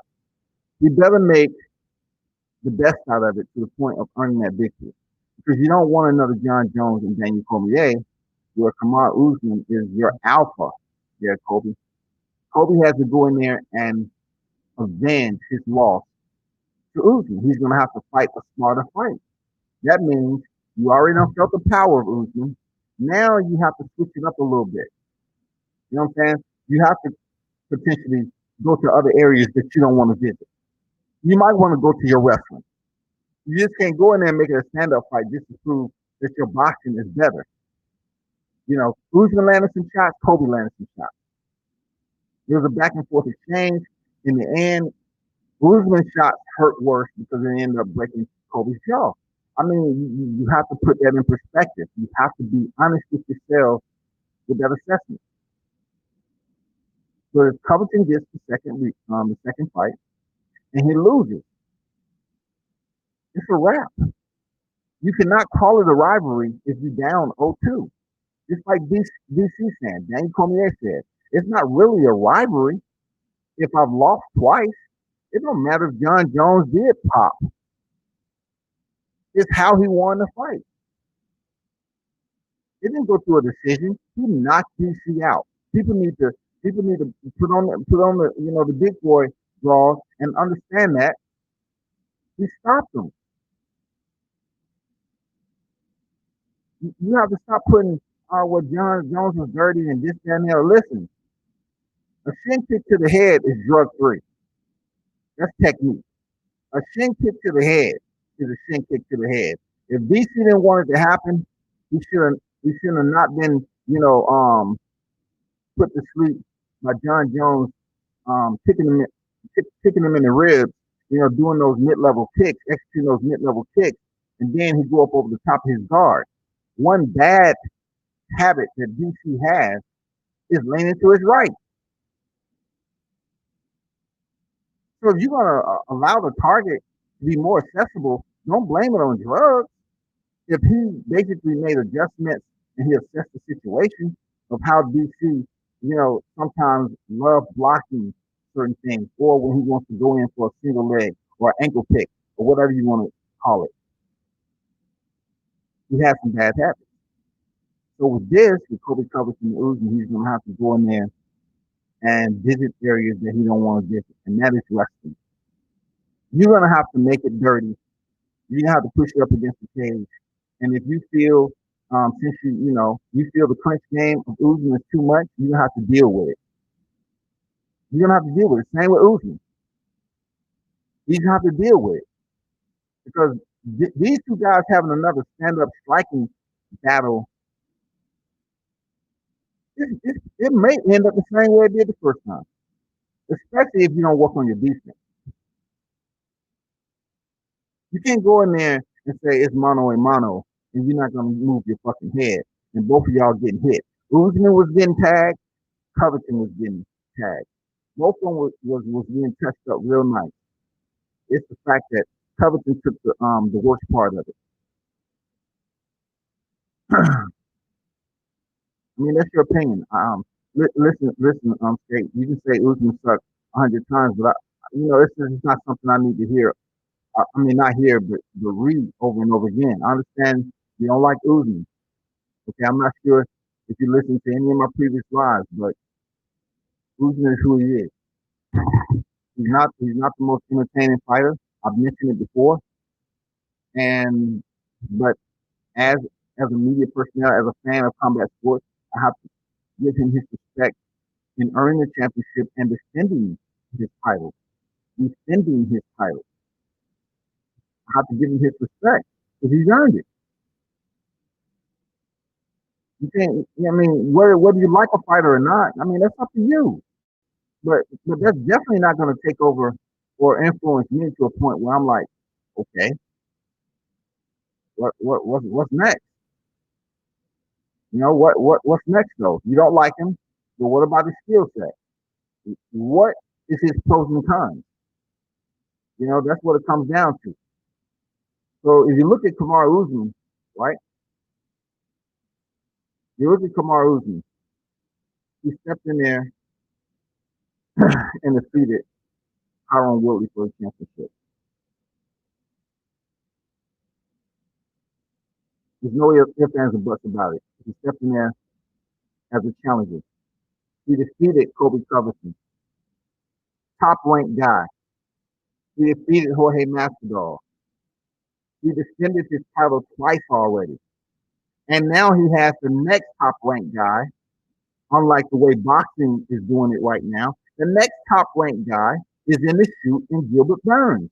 This is no Carlos Ocampo. This is freaking legitimate top-level guys in the division. Gilbert Burns is next. Gilbert Burns is next. A BJJ world champion who has basically improved leaps and bounds of his boxing. He's next. December 2020 to step in there with Kamaru Usman. Kamaru Usman goes in there and defeats Burns. Hey, Covington, all he has is a mouthpiece until he steps back in there to build a fight up. The same shit we've seen first. You know what I'm saying? He fought Colby Covington December last year, and he stopped him in the 5th round. A stoppage is a stoppage. Come on, man. He's the footsie champion, stomping on people's feet. Foot stomps, if you ever experienced a foot stomp before, it's not footsie. It's actually uncomfortable, and it will have you limping, according to who's giving you that foot stomp. I mean, it may seem like this is very innocuous, but yeah, it can be very painful. Seriously, barefooted with foot stomps. Yeah, it's easy to sit up here and comment on it when you really haven't had somebody stomp the shit out your feet. And you're like, God damn, that shit's uncomfortable. That's just real, man. I'm gonna move on off this. I'm gonna come back to it though. But hey, appreciate your input. No problem here. Um, Nico Price defeated Cowboy Cerrone. I mean, in my opinion, Cowboy Cerrone, I'll take that back. In certain areas, I'm not gonna give my personal opinion, you know, but I didn't think Nico Price how you put it. I don't think his performance was dominating against Cowboy Cerrone. Once again, Cowboy came in there and he looked bad, and then in his last fight, he looked pretty decent. So a part of me saying, okay, Nico could have took the fight. He could have won the fight. You know what I'm saying? But they gave it a draw to keep Cowboy around. I don't know why, I don't know why they want to continue to keep Cowboy Cerrone around. Because if you want to talk about journeyman, if you want to talk about a gatekeeper, any of those terminologies, that would be Cowboy Cerrone right now. Period. Can we actually see him making a run at the title? Do you actually believe he can make a run at the title? I don't. I don't see Cowboy Cerrone making a run at the title. I'm gonna be honest with you. I don't see it. And it's a blessing that they gave him a draw. 36-15, on a 4-fight losing streak, and he enters a draw with Nico Price. And I'm gonna put it out there. I had a little situation with one of his coaches, Nico Price's coaches, where we was having a dialogue on my Facebook, and I was actually trying to touch bases with him, just like I did James Vick. And it always comes down to, you can actually find out how some of these individuals really don't understand that they're fighters, and they need to understand how to properly respect the levels of media that's reaching out to them. You know what I'm saying? Some of these people don't respect it because you just can't wait for ESPN and Fight Week promo to come up here so you can get, on the bigger platforms and have people talk to you. Because, your interview is going to get lost in the wash like a lot. If these individuals are interviewing top level athletes, you're being compared to who's being interviewed on that platform. As a new media here on YouTube, you can get an interview and you can share it and you can bring new people into your exposure as a fighter. But I had a situation where, I was conversing with Nico's trainer for an interview. And I follow Nico. I like his fighting style. Real talk. I mean, he kind of fell short yesterday. In some areas, I really thought he could have, forced the issue against Cowboy Cerrone, but that's what happened when you all goo-eyed and, you respect your opponent. You don't go in for the kill. I don't know. But anyway, he wants to talk about numbers, social media numbers and stuff like that. I said, what does that matter? Like, I'm willing to talk to your fighter. I really want to talk to your fighter heading into this fight with Vicente Luque. I like both fighters. I really want to touch bases with Nico Price and talk about his upcoming fight. So his trainer believes that, well, the fighter that he has, he only wants him to speak to certain people and so forth like that. And I'm trying to convince people that's not the attitude you should have when your fighter hasn't made it yet. You might fight for the UFC, but yet, if someone's giving you free exposure and they legitimate follow the sport, I want to know how many platforms have you been on that has legitimate numbers. If your fighter's on a platform and just say they have 50,000 subscribers and your fighter's on that platform, how many people are tuned in when it's your fighter on that platform? Is it 10, 15,000? No. It'll probably have about 50 to 60 people tuning in. We're talking about someone with 50,000 subscribers. And then when it's all said and done, you might register what, 1, 2K? So factor in those numbers for people who actually tune in to the platform because of their subscribers and the ones who actually watch the video. So if you have 50,000 subscribers and your numbers are not up to 10 or 15K, that should pique you a little bit. That should pique your interest to say, why not just open up a little bit more and allow these other platforms to touch bases and interview your fighters? So he didn't feel that I had enough exposure, or he didn't care to look and see who I interviewed, while covering the sport for boxing and mixed martial arts. So therefore, he goes in there and he gets stopped by Luque. Of course, I reached back out, not in malice. I reached back out because I wanted to talk to Nico. No response. And any fighter who I've interviewed, I give mad respect. I have never, invited a fighter on my platform and it was just absolute total disrespect. I just don't have time to be going out here making enemies with fighters just for views. It's not gonna happen.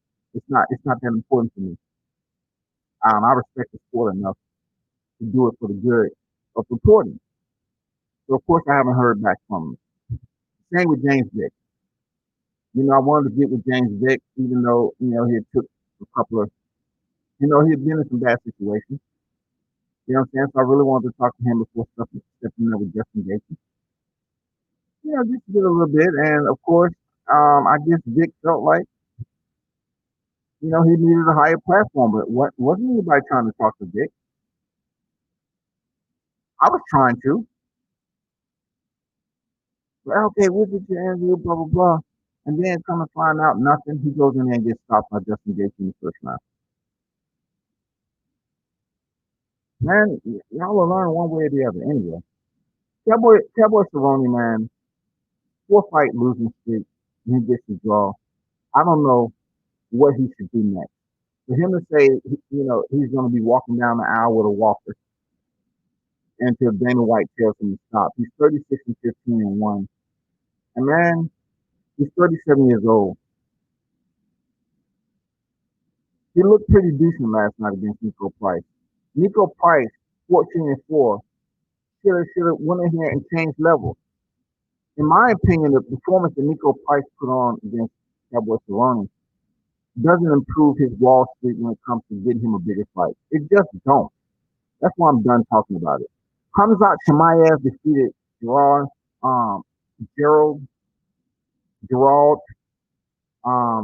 Meerschaert in round 1 from a straight right hand.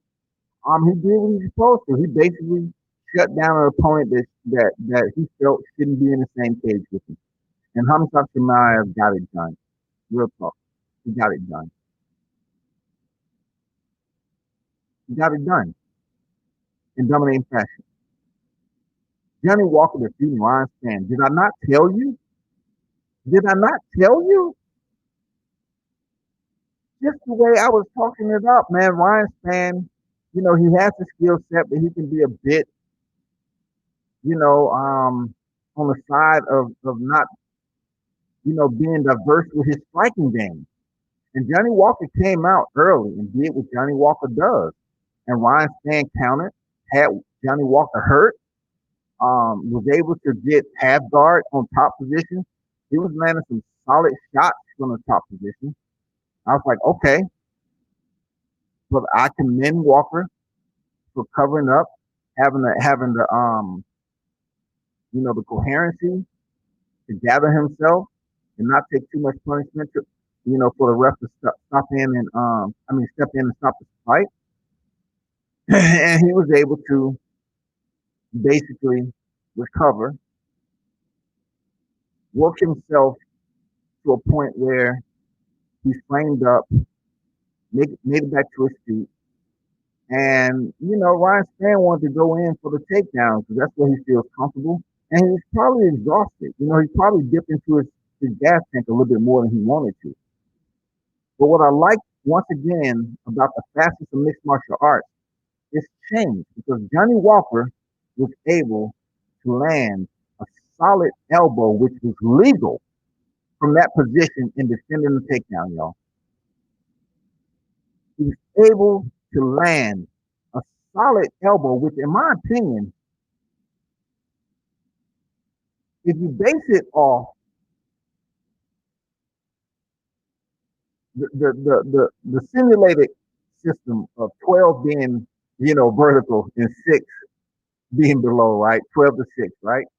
12 to 6 elbow is illegal right now. But really, if you look at the diameter, if you play it into effect, 12 to 6 can go anywhere. 12 to 6 could be 3 to 9. It still can. You can still generate the same freaking velocity.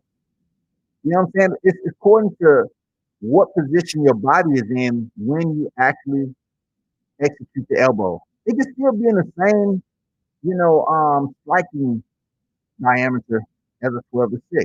And when Johnny Walker landed that elbow to Ryan's stand, it was placed correctly around his temple. And it was a brutal one too. So he after he hit him with the elbow, he landed some hammer punches. Which back in the day in the UFC, those particular strikes with the side of the fist, they didn't happen. And then, Walker landed another elbow, and he started landing some more punches, and the referee stopped it. Once again, that goes to show you how much the sport is evolved. Not only are you working off the cage, but you're working strikes and simulation. You're working, remediating. What to do if somebody has you. Now you're multitasking. You're stopping a takedown, and also you're striking in the process. However you got to do it. However you choose to do it. Some individuals work for underhooks to try to, bring their opponent back up, in takedown defense. And some, they just land some strikes. They try to use some counter strikes or wait till opponent is in a position where they are changing levels and they're focused on the hips. So while they're focused on the hips, the fighters that's in the process of being taken down, they land some strikes, some significant strikes, man, to wake that opponent up, to disrupt their rhythm and to have them focus on something else. Or even to force them out of a takedown attempt. You know what I'm saying? But Johnny Walker got the job done, and it was legit. He stopped Ryan's stand. It was legit. Mackenzie Dern defeated Randall Marcos. What was crazy about this is that Dern, a world champion grappler, BJJ world champion, legitimate ground game, legit high-level ground game, you would think Marcos will understand how dangerous it is to even come close to try to jump in Dern's guard early when she's still fresh. So Dern attempted a kick, a high kick, and she actually, slipped, hit the canvas, and Marcos jumped into the guard, literally, jumped down on the mat. It wasn't like Marcos hit her with a solid shot and she dropped to the canvas. It was more so the style. It was more so the form that messed up Mackenzie Dern.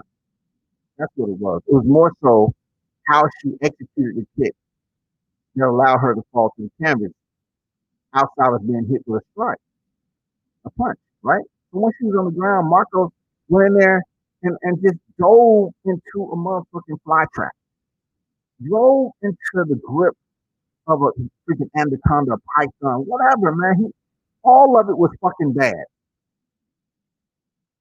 Why would you go and put yourself in a situation like that against a elite BJJ champion who is fresh? So now she's fighting for her life not to be submitted. And Dern is in her world. She's taking her time. And she locks in multiple armbar, multiple joint lock attempts, going for an armbar. Easy work for Dern. Easy work. How she transitioned. And Marcos was able to trap Dern's left leg so she couldn't get full torque on her arm, right? And that didn't matter. Because when you're a high-level BJJ practitioner like Dern, she basically used her right leg to force Marcos to break the grip, and get her leg out of there. And once her leg came out and she was able to get full torque on that arm, it was a wrap. She would have broke his arm. It would have been another Misha Tate Ronda Rousey type of freaking visual. But it was a beautiful transition from Dern. And I know she probably couldn't believe it herself that Marcos jumped into her guard like she did recklessly and believed that it was time for her to try to take advantage of Dern being on the ground. I mean, it was so stupid. It didn't make any sense to me for her in the first round to put herself in danger like that. It just was absolutely asinine, in my opinion, for that shit to happen. Kevin Holland defeated Darren Stewart.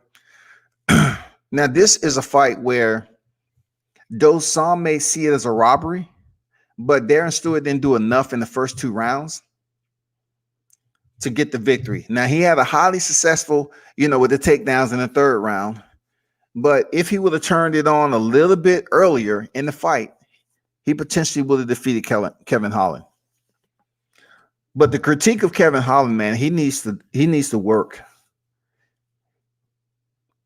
He really needs to work on hand kicks combination. He's going to use kicks, and he has a kung fu pedigree.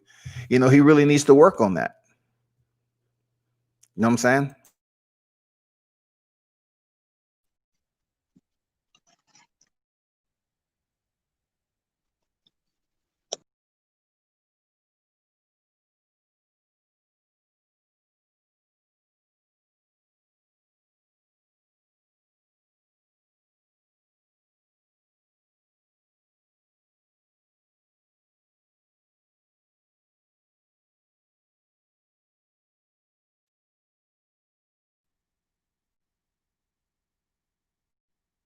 Hello?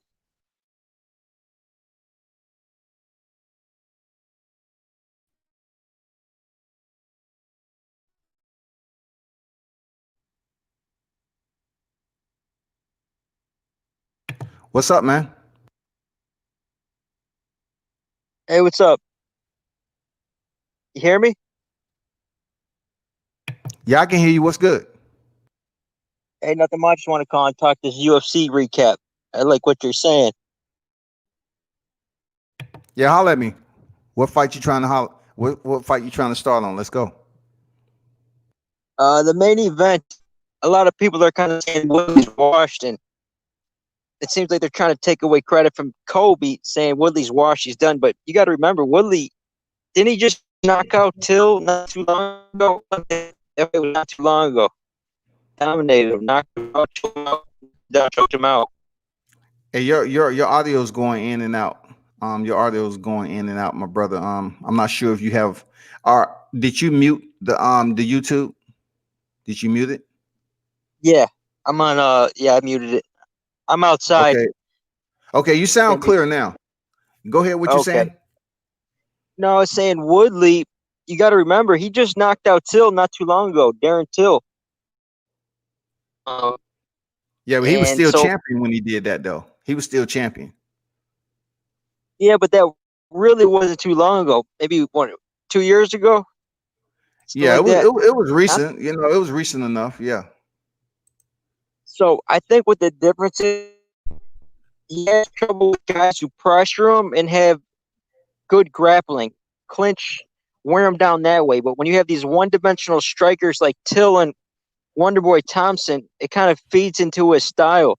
I think he does better against those guys. I just think he has trouble with the kind of style that Burns, Usman, and Covington present. Those are all just really bad matchups for him. So I don't think Woodley's done. I just think he needs to fight somebody that's going to favor his.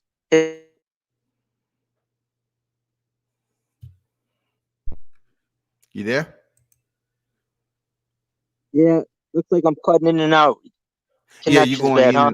going in and out a little bit. You was clear for a minute there, but just to respond to your point, very good point, man. Solid analysis on what you're talking about. But my only problem is the fighters that you mentioned, the ones that are at the top of the food chain in that division, they don't have that style.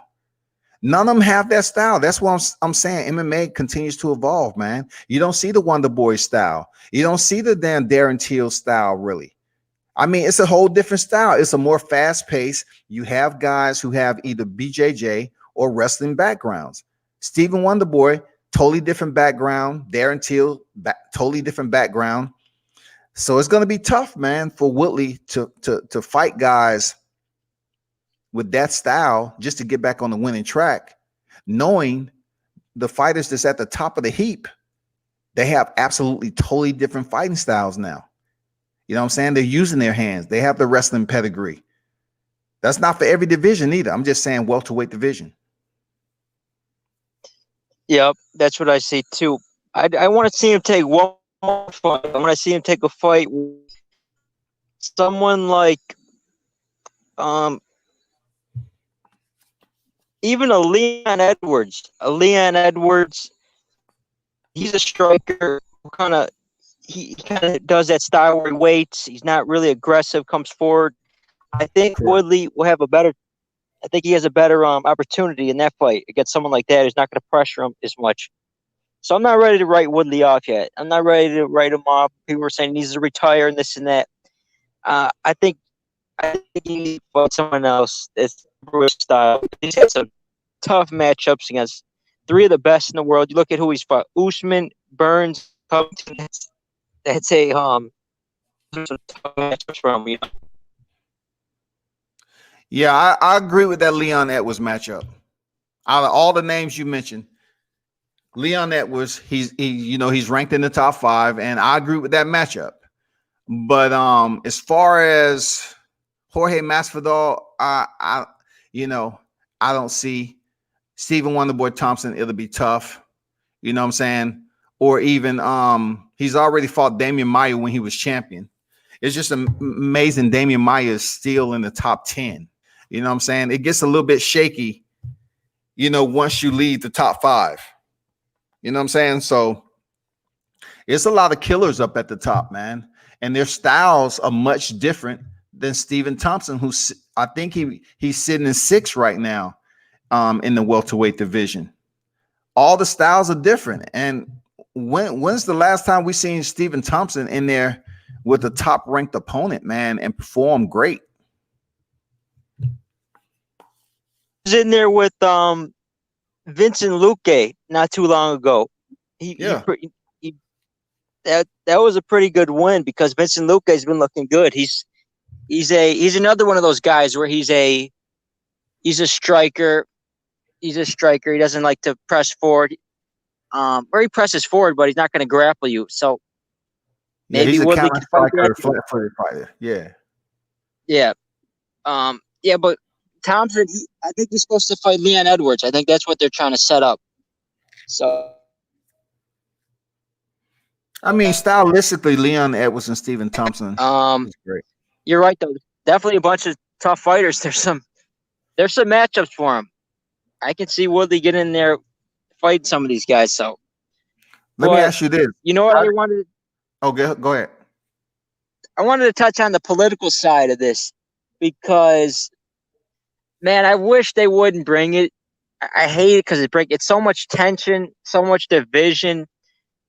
When these fighters, you see with Conor, he does it. With Khabib, there's like religious tension. And then with this Woodley and Covington, there's racial tension. I wish it could be like this Blachowicz versus Reyes, where there's no tension. It's purely who's going to go out there, see who's the best fighter. There's no drama. Just go out there and see who's the best and leave all the drama aside. I know that brings in the casuals because they love that drama. But for me, it gets my heart racing. I don't like that shit. I don't like it at all. I just want to see competition. Who's the best? Go out there and fight, prove it, and leave all the other bullshit aside. You know what I mean? Absolutely. I agree with that. You got to blame Dana White too, man. You got to put Dana White in there because he's been friends with the president for a while, and for them to get close to the election, and now all of a sudden Dana White wants to show up with UFC fighters. You know, Henry Cejudo, Ali Abdelaziz, Justin Gaethje, you know, Colby Covington, and all these people. You got to blame Dana White because these fighters was all up there with him, and you know, even with the Conor McGregor shit. Dana White promoted the dolly being thrown at the truck. He promoted the Proper 12 whiskey. He promoted and allowed that shit to happen with the disrespect that Conor was given towards the Muslims. And, you know, and he even proved itself also in the brawl, the post-fight brawl with Conor McGregor and Khabib. You know, they fined Khabib damn near $500,000 and fined Conor $50,000. Yeah. Yeah, it's not even that they're political or they support Trump. It's not even that. It's just the drama, the beef, the tension. Political or not, it's just from the fight, and it causes division. People are so focused on the drama that it takes away from the actual skills and the fighting. So it's not necessarily that they support Trump or this and that. It's just the beef and the drama. I can't stand that shit. You know what I mean? Yeah. Or do you like a build up? Do you like the build up, the trash talk and stuff like that? For me, I don't like it. I just like it because it's good for the interest of the fight fans. Because if we didn't have it, then fans wouldn't actually tune into it just a little bit more than they did before. You know, I don't like when it get personal and you start disrespecting religion. And, you know, Khabib doesn't drink, but yet you want to offer him some whiskey. You know, and then what the comments Colby said about Usman, you know, he said your tribe and smoke signals. He's just poking at Kamaru Usman, attempt to try to, you know, force him out of his character. You know what I'm saying? To go ballistic. But the one that's going crazy right now is Covington. You know, like he has to dictate the narrative. He has to be the trash talker. If Chael Sonnen is still writing his lines, then hey, you getting it from one of the best trash talkers in the game.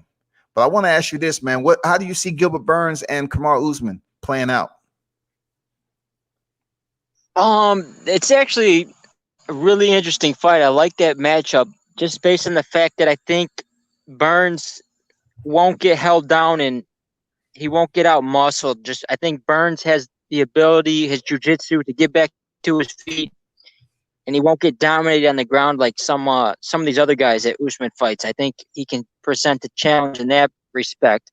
As far as the stand-up goes, I don't know if Burns is more of a Hail Mary. He likes to throw a lot of power. I think Usman's more of a death by 1,000 cuts. I think that will favor him.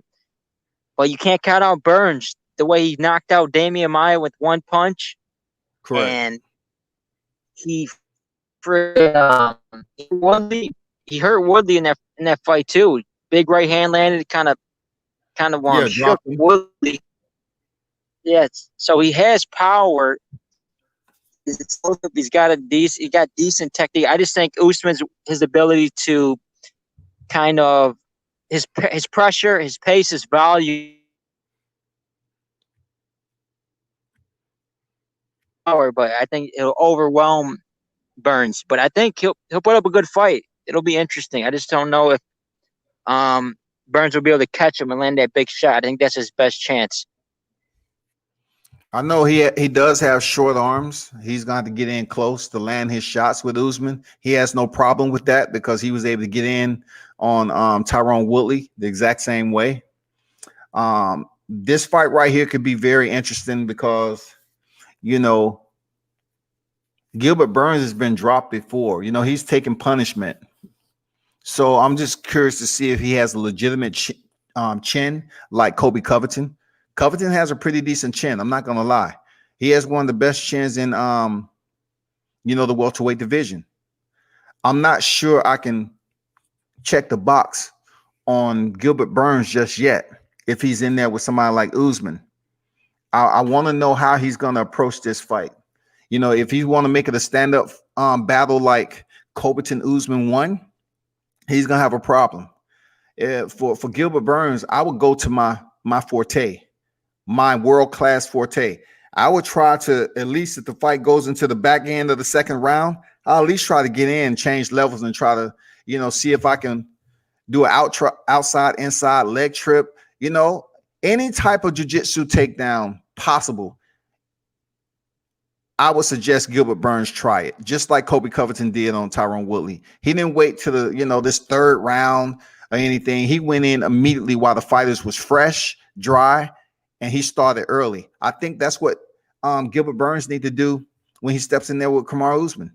He needs to go in for a takedown early just to try to, see where it gets it. If it's unsuccessful, then work some more magic. Use his kicks.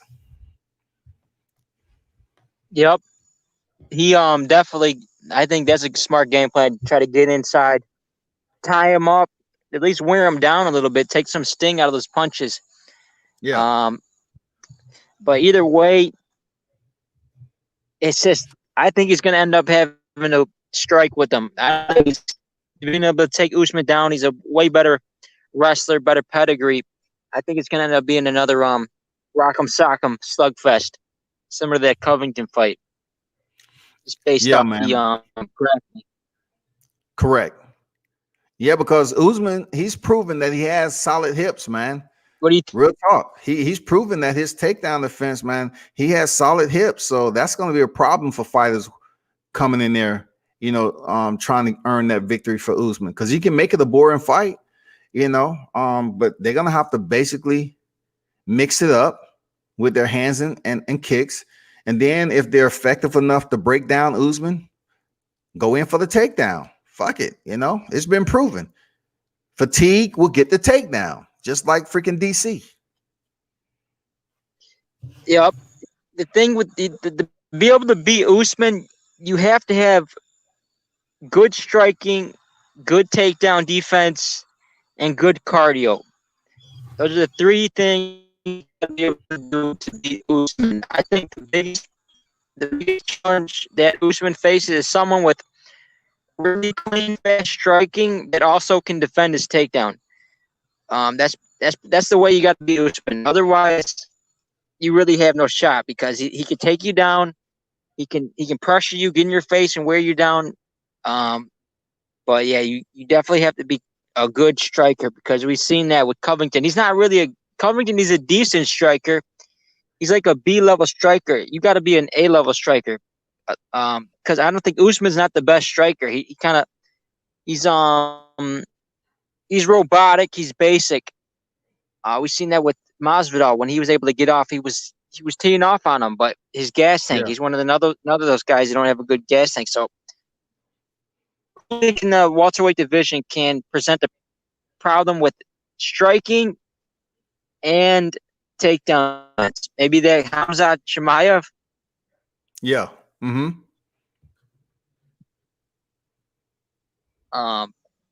Leon Edwards is a good striker, but his takedown defense, we already saw that. I just think he'll get taken down and kind of grind it out.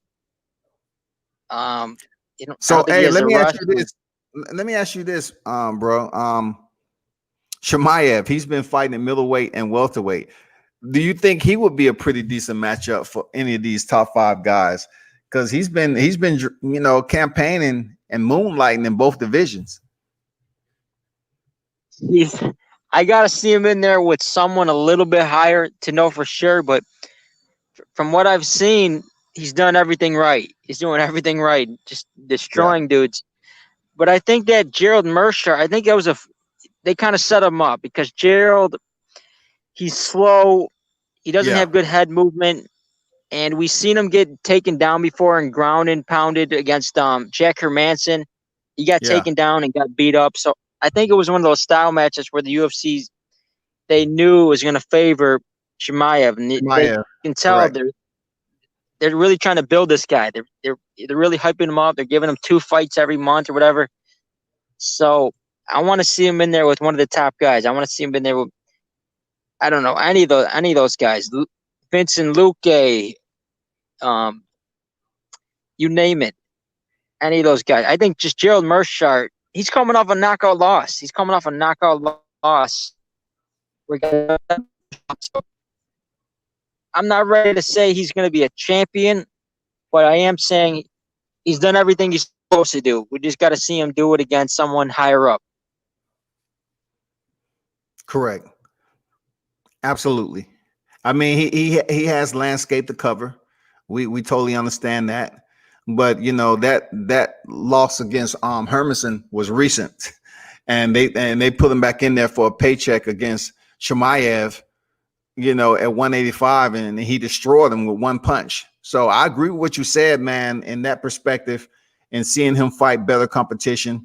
He is campaigning at middleweight. I'm not sure if the quick turnaround, Dana White is going to have him going back and forth between welterweight and middleweight. But if you're talking about the middleweight division, he has some killers. Middleweight division is thick, man. Like, it's deep.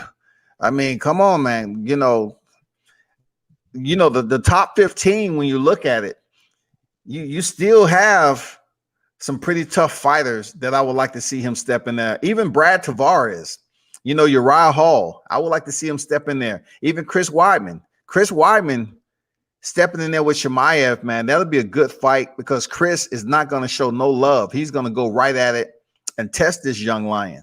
So we'll get to see a lot about Chimaev's wrestling, you know, his takedown defense and his power against somebody like Chris Weidman, who's been a champion.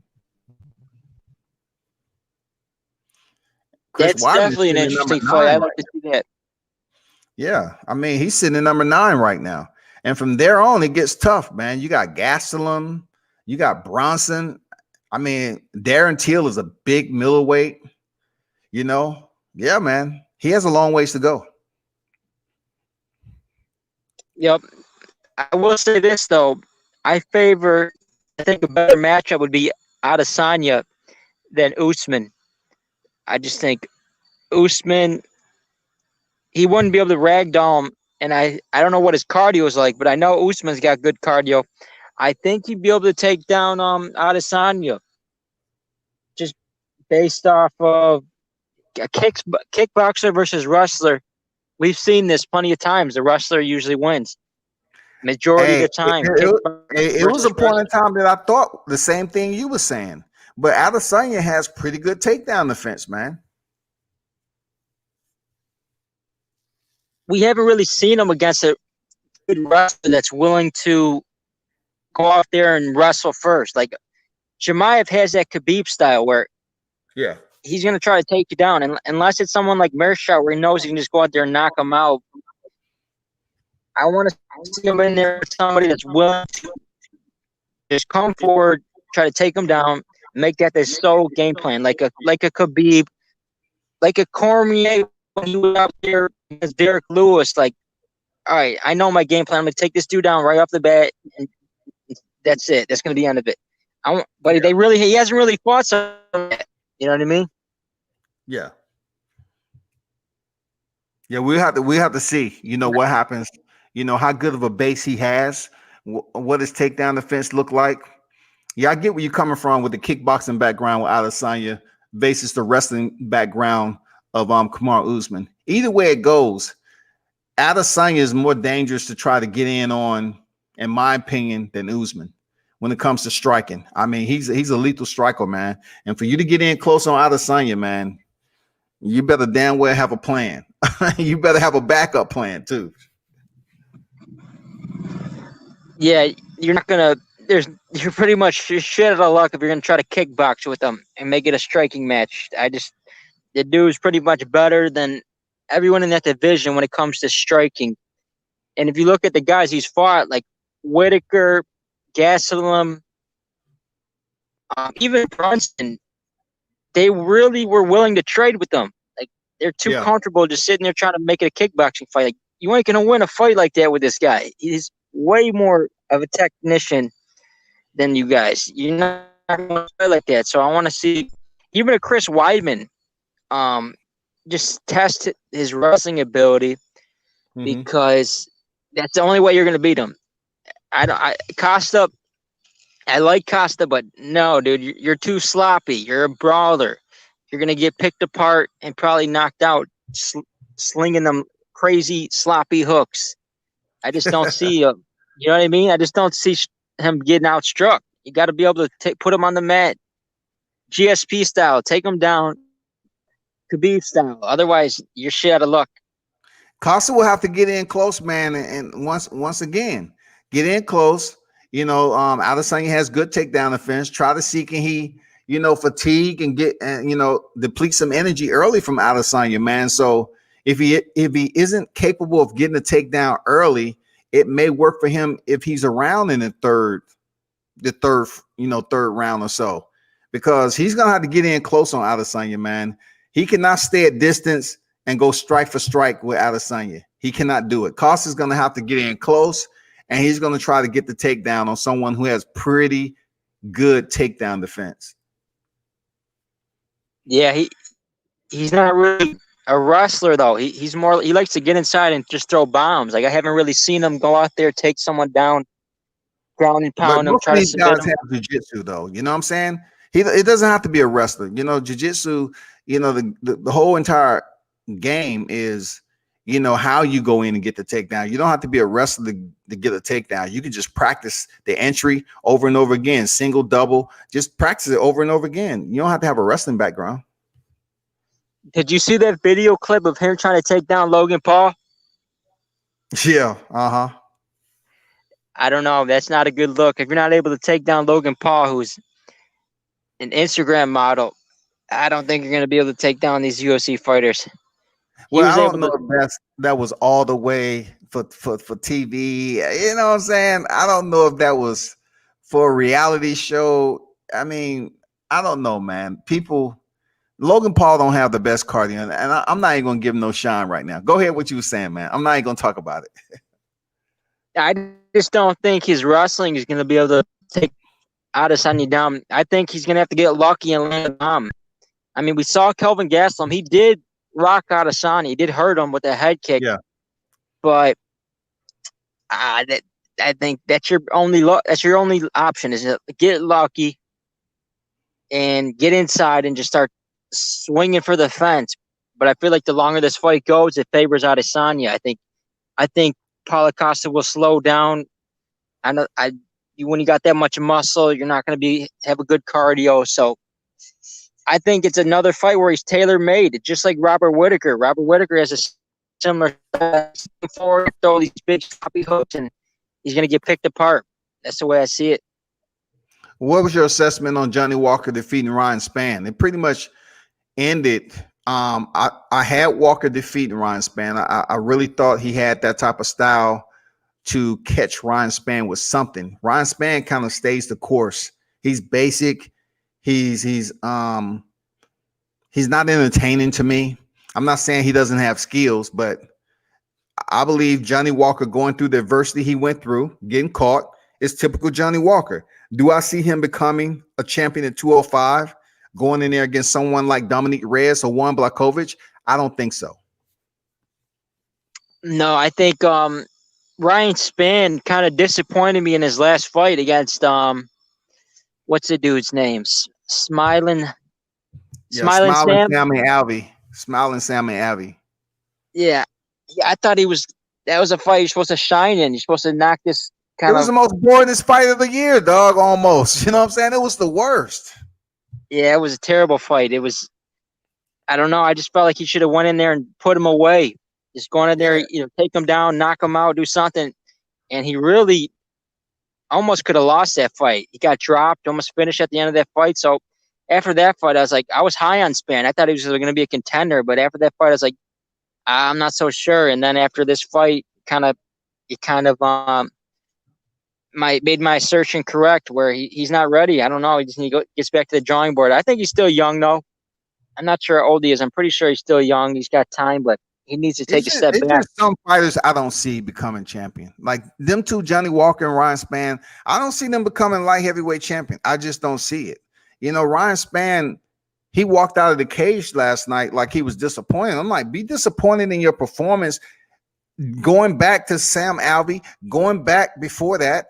I mean, yeah, you was on an 8-fight win streak, but bro, it was the level of competition. Now you face somebody who's erratic, a diversified striker willing to put, high risk, you know what I'm saying, and serious repercussions behind that. That's Johnny Walker. He's willing to take those risks, man. And he was hurt, but Ryan Spann, sapped his gas tank. He kind of ran out of steam, and Johnny Walker recovered and took full advantage of it with the elbows to the head. That was brutal. Holy shit. Brutal elbows to the head, man. That's what I was telling people. They made 12-6 elbows illegal, but really the elbow that Walker was landing on Ryan Spann was damn near like a 12-6. I mean, he got every bit of velocity in it. Especially with right to those temple, the elbow to the temple. That's as brutal as it gets. Just a point of the elbow right in the temple. That's brutal. But yeah, you're right. I don't know. Spanner, Walker, he's just too wild. He's too he needs to get the fundamentals down if he wants to be champion. Like throw a jab, circle out, stick and move. He's just too wild, throwing these crazy jumping knees and stuff. I think when he fought Nikita Krylov, he kind of got exposed by a real technician, a real tactical fighter who can, he likes to jab. He got straight punches. Then he jabbed him into the takedown, take him down. It's fighters like that, technicians, you're gonna have a problem with. But hey, how about this? What do you think of Blachowicz versus Reyes? Man, I got to go with Dominique. The way he performed against John Jones, it's gonna be a good fight, man. I just liked how Dominique was being first. His whole mindset. We're talking about a previous football player. The way he was executing his offensive strategy with John Jones, he was being first. He didn't allow John Jones to ever dictate the pace, especially in the first 3 rounds. You know what I'm saying? He would either have his hands moving, or he would do the inside-outside leg kick. Because, John Jones loved throwing that front oblique kick, but he never allowed him to get comfortable with dictating the pace of the fight. So when his hands would stop, he would zip it up with an inside leg kick. And he kept it. He kept it that way. He stayed, consistent with that activity. He had John Jones thinking. But the power of Blachowicz, will it be a factor with Dominique Reyes? You know what I'm saying? That's my point. Can Blachowicz, if he's presented with the same pressure or timing that Dominique Reyes presented with John Jones, will he be able to handle that? You know what I'm saying? Because once again, you have to look at the fact also that they told Dominique Reyes what? He was fighting Blachowicz for the vacant title. He only had a 6-week training camp, I think. So that's going to be interesting, man. But also, I don't know if Blachowicz, he had any longer of a training camp. So both of these guys may be heading into this fight with 5 to 6 week training camps, but we don't see fighters do quick turnarounds in mixed martial arts. So I'm going with Dominique Reyes, man. I think he's a more well-rounded fighter. Yeah, that seems to be the consensus. People they're leaning towards Reyes, pretty much based off that John Jones fight. Like they thought he won, you beat the champ. They thought he might have got robbed in that fight. So they're like, if you're able to do that to Jones, then you should be able to do that to Jan Blachowicz. But I gotta say this about Jan: he's not really just a slugger, a power puncher, because you go back and look at some of his fights. He's got a nice jab. He's a technical boxer. He's got a jab. He throws a hook. He's not just trying to load up with one shot. He's a decent boxer. So the thing is, I think Dominic Reyes will have the speed advantage and the athleticism advantage, and that's going to be Jan's dealing with the size, the athleticism, the speed. But I think he might be a better boxer. I think he's a better boxer, though. Well, in mixed martial arts, man, I'm not telling you anything you don't know, obviously. But it's all about, the angles. So you have other areas of the striking cachet to worry about. And one thing I know about Reyes, man, I like how he keeps his distance. And in order for Blachowicz to get in there and be effective with that jab, he's gonna have to stay close in the pocket. And if you stay right in the pocket with Reyes and you want to exchange, he's gonna keep that same activity. He's gonna let his hands go. He's gonna land those combinations, and he always zips it up with a kick. You know what I'm saying? He always used the inside outside leg kick, the low level leg kick, whether it's a calf kick or a thigh kick. He loves using his kicks on the back end of his punch combinations, man. No doubt. Did you see that one highlight where the dude was taunting him, then he landed a head kick? Yeah, yeah. That's what I'm talking about, man. Reyes, man, he has some underrated striking, man, for real. He has some underrated striking, for real, man. I thought he beat Jon Jones 3-2, to be honest. Yeah, so did I. Thought he won the first 3. Because, Jon Jones attempted the takedown at the end of the third, but he did, it wasn't even something that you can count with him doing damage or anything. You know what I'm saying? He just took him down right the bell sounded. And then in the 4th and 5th, he was able to get the takedown. But I truly believe that, Jon Jones should have had a 2 to his he should have that would have been his first legitimate defeat right there against Dominique Reyes. Yep. The thing though with that Jones fight is Jones, he really doesn't have good boxing. Like his boxing is not that good. He's always had trouble with good boxers. He's had that with Gustafsson when Gustafsson was in his prime. Yeah. And I think that's why. But if you look at Reyes against Volkan Oezdemir, you remember that fight? He was having trouble because Volkan's a kickboxer. He's got really good hands, big power. I thought Reyes lost that fight, so I'm not ready to say. Like we haven't seen a lot of Reyes. I mean, he knocked out Chris Weidman. I'm not too high on that fight because Weidman, he's 95-pounder, the best chin. I think Weidman's past his. I'm not going to be too high on that. Other than that, like what's his other fights? Oezdemir. That's really what I think of. I always look at the fights. I always look at his fights as a level of competition that he stepped up, how he's performed once he stepped up. You know what I'm saying? And that Volkan Oezdemir fight, it was a lot of hype behind Oezdemir at 1.2. But, he did what he had to do with that. And like you said, Dominique Reyes, I think his boxing is pretty damn good, man.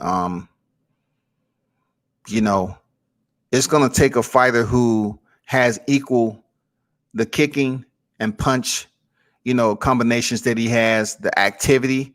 Dominique Reyes has proven that he has that cardio activity, man, to keep somebody, thinking. You know what I'm saying? He has that countering ability. And if he chooses to pressure you, he can pressure you without being reckless and taking an extensive amount of punishment. I mean, I was impressed with his the way he performed against Jon Jones. And you made a good point. Jon Jones, he does have problems. Even when Loyola Machida blitzed him, he was able to connect on Jon Jones early. He just didn't have enough to follow up.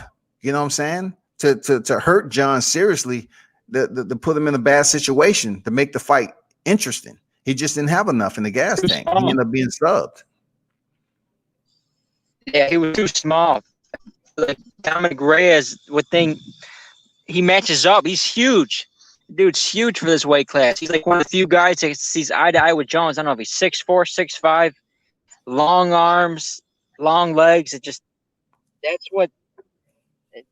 half the battle in these weight classes. Like, are you big for weight class? Are you athletic? You can go really far in these higher weight classes. Be big, athletic.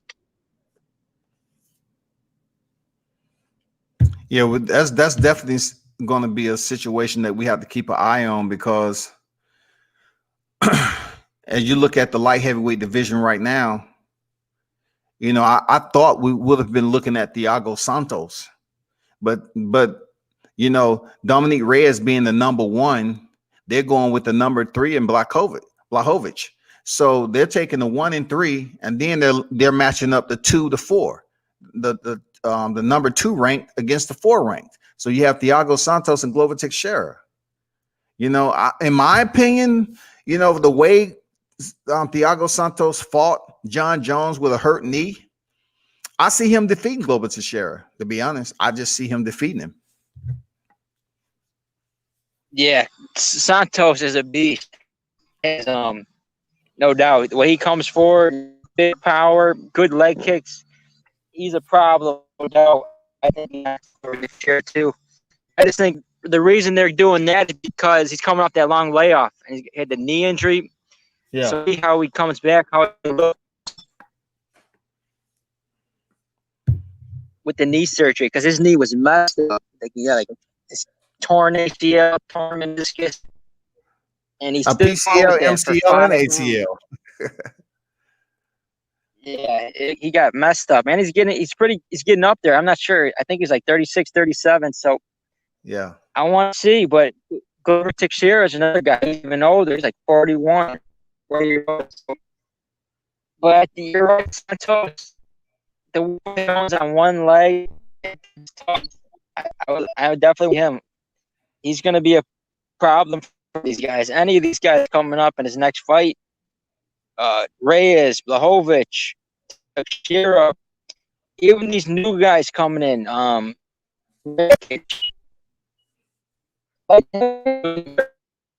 You're going in and out. You're going in and out, man. Oh, you know what? My phone's about to die, so I'm gonna head out. It was good talking to you, but I'm gonna subscribe to your channel and I'll catch you on the next stream. I'll hop in. Hey, do that, man. It's always invitation out there. Appreciate you stopping through with your analytics, man. Salute to you. No doubt. Thanks for taking the time. Good chat. All right. Yep.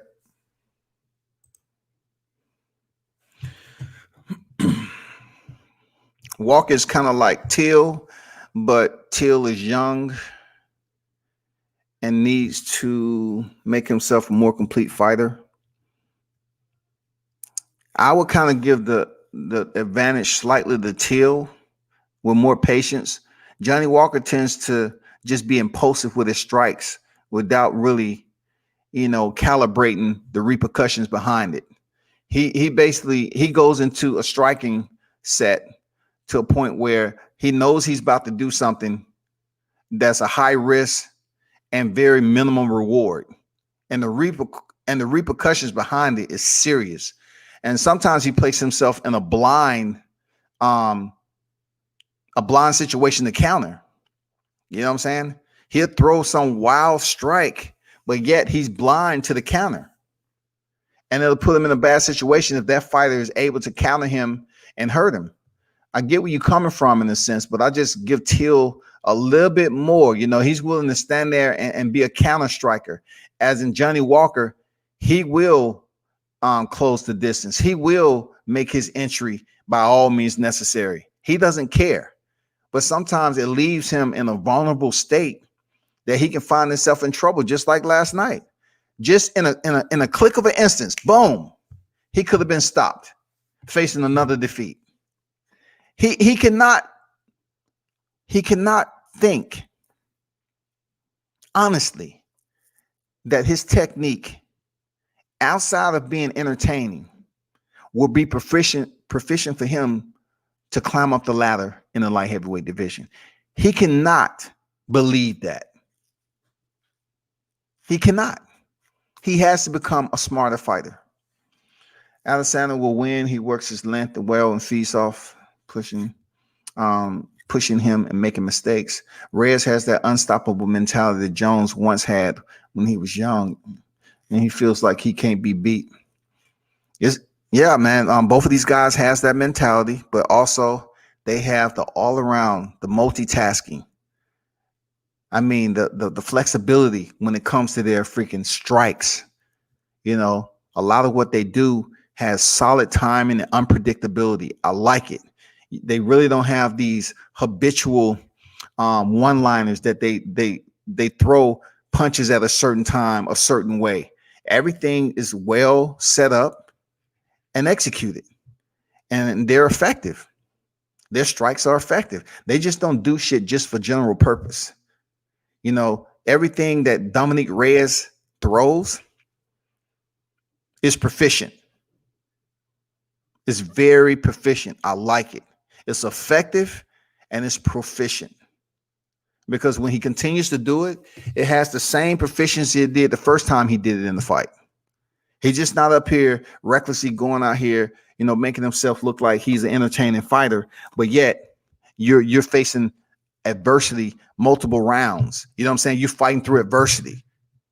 You're trying to prove that you're a tough fighter, and you're unraveling. You know, you're placing yourself in a predicament instead of your opponent placing you in a predicament. That's kind of what Johnny Walker does. You know, and I don't see him beating Reyes anytime soon. And I do believe Reyes is going to become the light heavyweight champion. Hopefully he's in condition the way he was the first time with a short, you know, considerably a short training camp. But his overall skill set is superb. I'm not saying he's not in the position to learn, but due to the competition that he has right there in the light heavyweight division, he's one of the best right now. John Jones is gone. He's moving up to heavyweight. He's one of the best right now. Seriously, he's one of the best.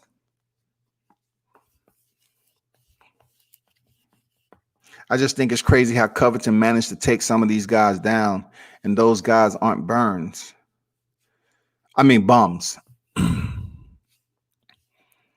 Wrestling is different for everybody. You know, it not only depends on the division that you wrestled. It plays a big part, but it just depends on how much you're remediating over and over again, man. Like when I saw Tyron Woodley negate like 20 plus takedowns from Damian Maia, obviously Damian Maia is all about the jiu-jitsu game. And jiu-jitsu, judo, I mean, they all have certain technique for which allows them to get close to their opponent and go for takedowns or throws or whatever, right? But Colby Covington, Tyron Woodley, Kamaru Usman, you know, even Uriah Faber, I can say that they had a pretty decent, you know, entry speed. Dominic Cruz, and we all know that Henry Cejudo, gold medal Olympian. These guys work tremendously at a high level when it comes to wrestling. And Colby Covington, I don't think people look at him as being this guy that is a top tier wrestler in mixed martial arts, because he doesn't use that all the time like you saw Johnny Hendricks. Johnny Hendricks should go in for the takedown and lay and pray. Colby Covington has pretty decent hands. His kicks are good. You know what I'm saying? His setups. The angles, you know, from which he keeps his opponent. Even if you look at him, the way he does his feints and his rhythm, it's pretty respectable. That's just like what we're trying to determine with Justin Gaethje. Justin Gaethje has wrestling, but we haven't seen him use it most of the time because he's been in all-out warfare. He's been in all-out wars. His fights with Palomino, man, Luis Palomino, it's just when he came in here and went mono toe-to-toe with freaking Dustin Poirier and Eddie Alvarez, I was saying to myself, these are the wrong guys you want to do that with, because if you cannot stop them and your cardio isn't the way it should be, you're gonna find yourself in a dark place quick. Don Dada in the building, salute to you. And that's another person that they're saying is a very solid matchup for Khabib, because he's supposed to have, you know, this awesome takedown defense that's tailor-made for Khabib. So we'll see if he's able to stop Khabib's, you know, shots. And not only if he stops him 1 or 2 times, can he continue to do that as the fight goes along? Because in my opinion, Justin Gaethje has better boxing than Khabib. He has better boxing. And just to think, Khabib Nurmagomedov is one of the fighters who's considered a premier opponent for Canelo Alvarez. Khabib wrestling needs work. Let's be honest. MJ was giving him the business. Michael Johnson was giving him the business.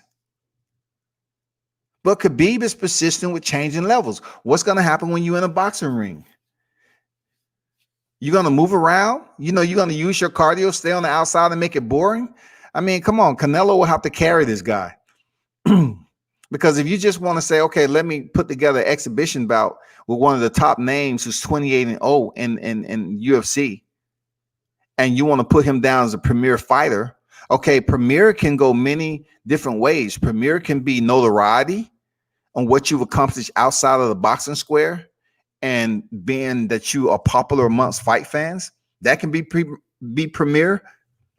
But when you're talking about coming over to a boxing ring, you have to be premier somewhat, somehow, in that striking discipline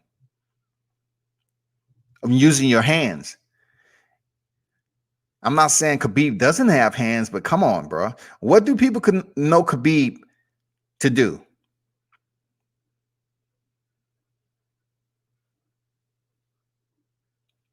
Close distance, take down, and work his GMP from there. GMP he wants to make you verbally submit. He wants to break your will. You're not going to have that opportunity in boxing to change levels and take down your opponent. So what's next? What are you going to do? I don't think Khabib's hand is that well. And I know I know for a fact, after seeing that fight with Tony Ferguson, I know for a fact that he's working on his boxing right now. He would be a fool not to work on his boxing. But see, the one thing about it, Justin Gaethje has been working on his boxing. It's just the way he did not have the patience to set up his punches. He just wanted to go all for naught. What happens, happens. And it worked against him on a couple of occasions. It set him back. But, you know, he returned, and his best performance to date was Tony Ferguson. He lit him up. He lit his ass up. But when it comes to Colby Covington, man, y'all cannot sleep on this man's boxing. Y'all can't sleep on him. Khabib is definitely a grappler. He can box, but not with someone like Justin. I don't see it. That's why it's going to be determined what next. You're going to work on you can't really work on your kicks with Justin because Khabib really don't use his kicks like that. He's really not a kicker like that. So it's two phases that he's going to have to basically insert into this fight with Justin Gaethje. Hands, okay, it's boxing, mixed in with, you know, elbows or what have you. And the test, Justin Gaethje's takedown defense. Justin Gaethje has not been tested. His hips hasn't been tested. He's been in all-out warfare with his damn stand-up striking. But if he goes in here with the patience, I mean, and the delegated authority and the way he's seeing everything, his tactics on how he, send those punches, the way he was just switching from side, boom, throwing those hooks, slipping punches. I mean, it was a beautiful display, man. I liked it. Head movement, boom, boom, boom. Keeping his hands busy. And then don't forget, Justin Gaethje has some pretty respectable kicks. You know what I'm saying? He will feed you a 3-punch combination, then, send that left low calf kick to you. You don't even see it coming because you're worried about the punches. Pop, pop, pop, pop, boom. Pop, pop, pop, pop, boom. Easy. Khabib is on the street because he hasn't run into anyone that can match his grappling or prevent his takedown. But once that happens, Khabib is done. This would be one of these fights that we see this. This is it right here. Whether Khabib is able, whose cardio is better? Is Khabib that guy? We already know he has the cardio. But can Justin Gaethje maintain his gas tank enough defending the takedowns? Is Justin Gaethje going to have a problem with Khabib takedowns? We seen Conor McGregor, of all people, for a short time, a short window in the first round, was able to defend the takedown of Khabib. But it's not all about just defending the first phase. You got to defend the second, third, and fourth, the fifth, sixth, and seventh phase of Khabib. He's relentless. If he doesn't get the single, he's going to switch it up, man, to the double. He's going to do anything and everything to get you in the most dominant position for him. And that is sitting on your ass, on your back, period. Once he gets you there, he's going to automatically scoop his legs up. He will give you that triangle. He'll scoop the both of your legs up, extend them out, and he'll start to climb that ladder, man, to get closer. So basically, you're sitting up against the cage, and he laced those legs up, zip time, and he start landing punches. And then, you know, most of the time his opposition attempts to avoid damage. But check this out. It's proven that you can get up from Khabib's takedowns. You know, Alaquinta proved it on the last minute notice. Alaquinta was able to make it back to his feet every time Khabib took him down. And Khabib wasn't able to apply that much damage when it came down to it. Even Edson Barbosa, the damage that he took, he was able to make it to the final bell. That is a problem going in here with somebody like Justin Gaethje. That is a problem. Will we see Khabib for the first time get placed on his back? And how will he react if Justin Gaethje is able to put him on his back? That's a huge question, y'all. That's a huge question. How's he going to be able to? I'm not saying he don't know how to work off his back, but we've seen him in so many occasions in top position. And we can say the same thing for Justin Gaethje. How is Gaethje going to work off his back with a Sambo practitioner like Khabib? A world-class Sambo champion practitioner like Khabib. How is Gaethje going to work off his back too? Because one thing I know about Khabib's punches, they are an accumulative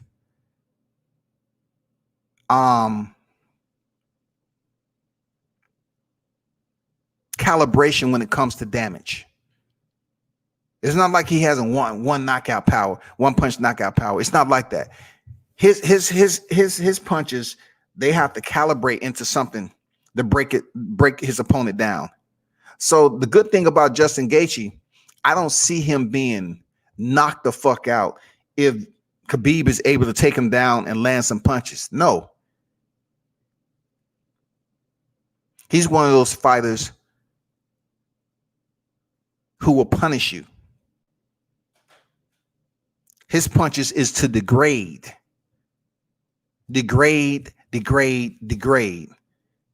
takedowns is to degrade. Whatever his opposition is trying to defend, that is all a part of Khabib's process. Degrade your fuel tank so he can end up dictating the momentum, breaking you down, and winning via decision or via submission.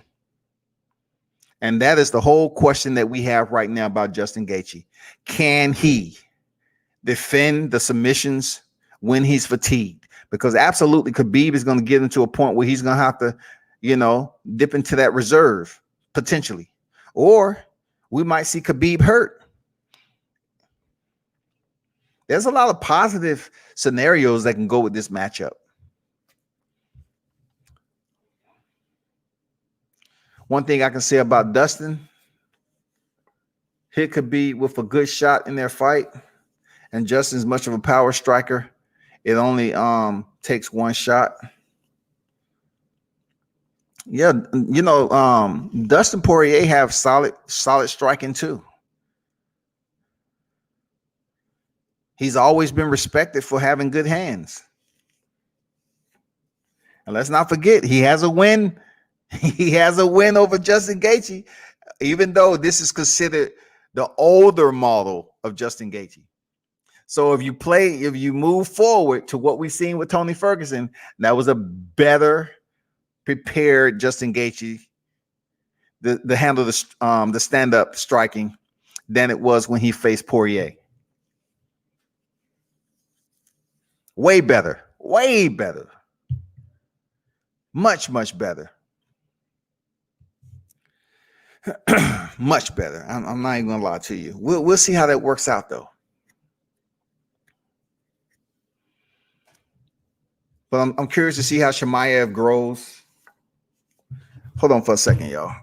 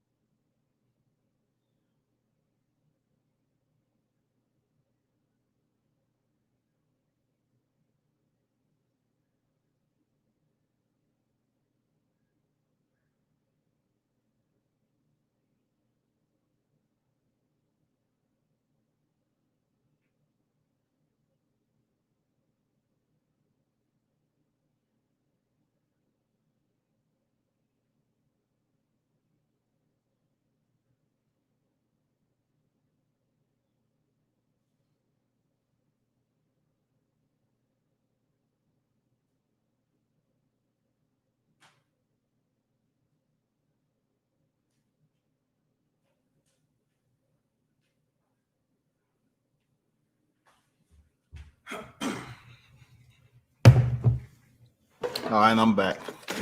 One thing I forgot to mention though. Y'all heard Michael Chandler. Michael Chandler is on deck now, right?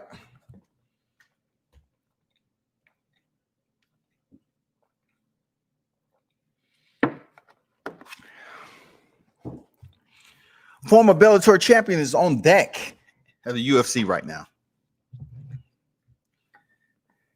Now, you want to talk about wrestling? You can guarantee Michael Chandler that's what he's going to give you. He got hands too, but I'm saying, when you want to talk about wrestling, Michael Chandler is going to be that guy. I'm talking about showing it, displaying it. You can guarantee that's going to be. If he was to face Khabib, you're talking about somebody who would absolutely test the waters with Khabib with his wrestling. How good Chandler is going to be over here in the UFC is yet to be seen. We have some dogs over here in that division. So, you know, I just don't want them going over here, putting Michael Chandler at the top of the heap without working for it. You know what I'm saying? Without working for it first. I don't want to see that shit. So right now, Khabib is a champion in the lightweight division. And you know, you have a lot of heavy hitters on. It's only a matter of time before Chandler is in the top 10. Seriously. The reason why I say that, him being a former champion in Bellator, it's only a matter of time before they throw him in the top 10. Now, of course, you have names like Alaquenta, Diego Ferrar, Paul Felder, Charles Oliveira, and Dan Hooker is making a rise. You know what I'm saying? And you know, Conor McGregor, whenever he chooses to come back to mixed martial arts again, you know, and fight a top tier opponent. He say he retired right now as he continues to do what he does. But I'm curious to see him being ranked number 4 right now. I'm curious to see what's going to happen with that. Because right now, Michael Chandler is the backup for Gaethje, Khabib, Nurmagomedov. Chandler is the backup. So just say, for instance, both fighters go in there, test negative, they fight. Who would they give Chandler to first? I wouldn't say give him a title shot, but I would definitely try to put him in there with somebody. Like for some reason, Tony Ferguson and Dustin Poirier did not happen. And from my understanding, Dustin Poirier is all about, getting his worth. He's been in there with some top names, win and lose. And he feels like Dana White needs to pay him. So it was supposed to have been Dustin Poirier, Tony Ferguson, which would have been a great fight, stylistically. But I have some questions about Tony Ferguson returning right now. I don't know, bro. Like, I don't know, man. I don't know, Tony. I don't know if it's too early. You know what I'm saying? I don't know, man. Is it too early, man? He's 25-4. He fought Justin Gaethje, right? May of this year. And he was trying to come back and fight Dustin Poirier. Has he fully recovered from being stopped in the 5th round from taking him out of punishment? And this is not the first time that Ferguson has taken punishment. Even in his wins, he has taken some punishment, but he's also delegated punishment. And it was a while he was on a respectful win streak. Anyway, getting back to the topic. I'm curious to see how Michael Chandler is going to do in that division. Real talk. I'm curious to see how he's going to do in that division. I would like to see him in there with Conor McGregor. That fight would do pretty decent numbers. Yep. I would like to see even Dan Hooker in there with Michael Chandler. Charles Oliveira, any one of them. Kevin Lee said he was going to take some time off. He was going to find himself, I guess. His brother just was able to get a win over there at Bellator. But anyway, Kevin Lee losing to Charles Oliveira, it just seems like he knew he was in there with a jiu-jitsu BJJ practitioner like Oliveira, and he just put his head there, gift wrapped it, and he got choked out via guillotine. He knew the danger that he was in with Oliveira, but he chose to just nonchalantly try to shoot in for a takedown because at that point, he felt he was having success on the ground because Oliveira was, landing on Kevin Lee on the feet. He was giving him the problems. Not only that, but these was hard punches with 4-ounce gloves landing on Kevin Lee. So Kevin said, okay, let me go back down to what I was having success at. Let me take him down to the ground and try to do some damage there. But also Oliveira, oh my God, his BJJ. It is the web of truth. Notice I didn't say the web of lies. The web of truth. You're going to find yourself in a problem. It's just like when spider webs be out there, and then that damn insect fly into that spider web. At that moment, the truth has revealed itself. Your life is done. That's the jiu-jitsu game with Oliveira. It tells you right then and there, you have fucked up. He has so many ways to entangle his opponent, and Kevin Lee knew that, but it worked out. I'm just crossing over, but anyway, yeah, it's gonna be interesting. To be honest, this is definitely gonna be interesting. I want to see what Michael Chandler is gonna do. Absolutely. Salute to you, WCS. You're truly one of the best combat media outlets. Now, salute to Jackal Fitness AWD, man. Like, real talk, man.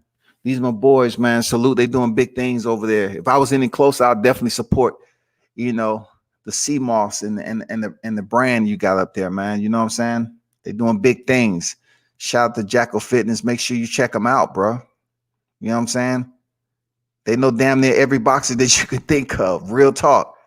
Cool cats, man. Underground kings of media, man. I don't know if you want to, get up here assess your boy Jahi Tucker performance.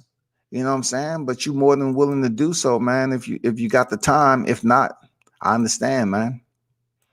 But you know, I don't know I don't know too much extensive history on him, but I do. I know you do, or whatever. So just let me know if you choose to do that, man. The link is right there. The Jackal Fitness. But yeah, we'll see how that plays out, people. We will absolutely see how that lightweight division plays out when it comes down to it. What's good, everyone? Welcome, Jackal Fitness, AWD. The Jackal's in the building on this Sunday. What's good, man? Nah, man, I appreciate you having me on, man. Nah, man, it's always invitation. You know what it is. Always support, bro. Yeah, I appreciate the love. Yeah, I just want to shout out Jahi Tucker, 17 years old, man, from Deer Park, Long Island. He made his pro debut last night on that top ranked card, that Pedraza card. You know, I believe he was the second bout, man. 17 years old, scored that impressive first round knockout. You know, he's on his way back to the island. You know, he looked good, man. 17, like straight out of high school. He just graduated this past July with the COVID situation on it up here. He just graduated this past June and jumped straight to the league, man. Kobe Bryant status. That's why he had the Kobe Bryant. That's why he had the LeBron James, Kobe Bryant jerseys on.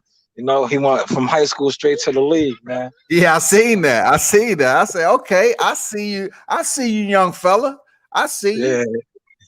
Yeah. That's what that his performance overall, man. How did you assess? I know he got the stoppage and everything, but how did you assess his performance? You know, with the way he went in, and you know, in my opinion, though, he didn't lack courage and heart. He has that. Yeah. You know what I'm saying? But he could have kept his hands up a little bit more, man. Yeah. Absolutely. You know, but like I said, he's 17 years old.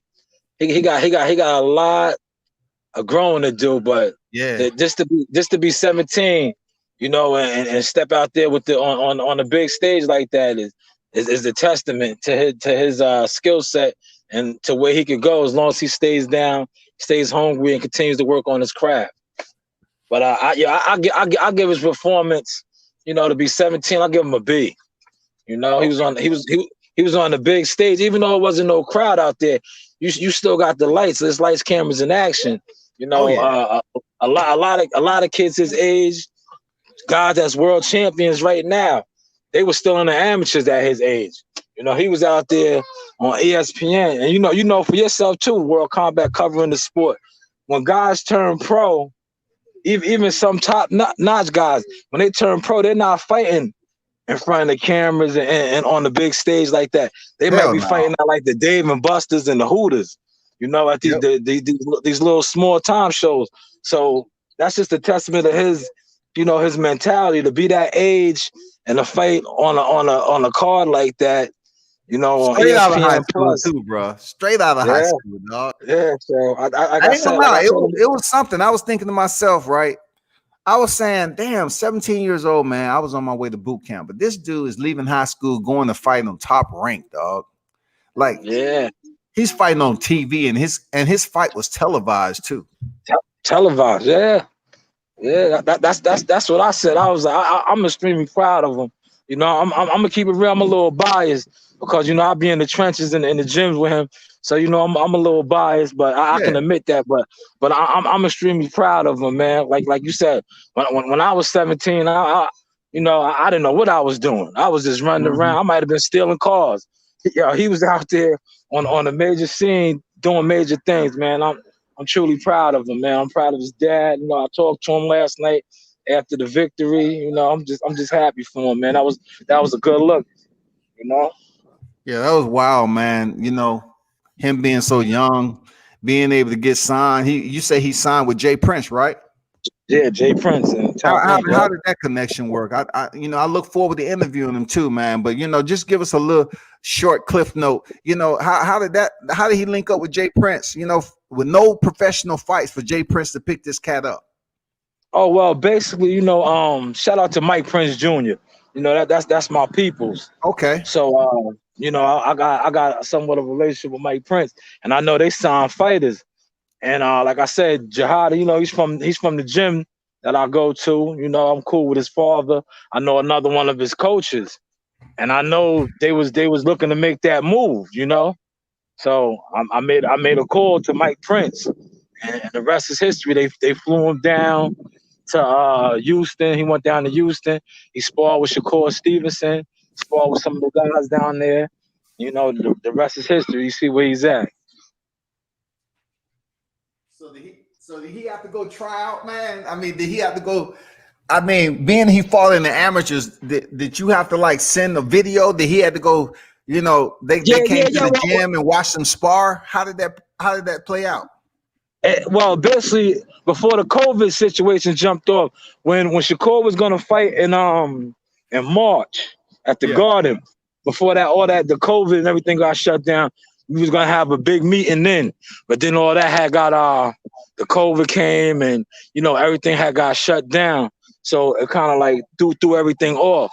But then once the gyms and everything started picking back up, I had sent Mike tapes because Jahi he's a highly decorated amateur. He fought internationally. Yeah. He was on the Team USA, the junior team, and all that. So he had the international pedigree since he was 15, 16. But they flew him down to Houston to Jay Prince's gym, and pretty much on some Mayweather, doghouse rules. He got in there with, like I said, he sparred Shakur Stevenson. He sparred some top-notch guys down there. And the rest is history. Now he's with Jay Prince, signed with Top Rank, and we seen him last night. Okay, that's what's up. That's the backstory I'm talking about. See, damn. Yeah. All right. Damn, look, that's the underground shit. Like that's the backstory that you won't get unless you talk to the people who's a part of it. You know what I'm saying? Like who actually know the timelines of this shit. Yeah. That's pretty much what happened. And they he's with Jay and them now, man.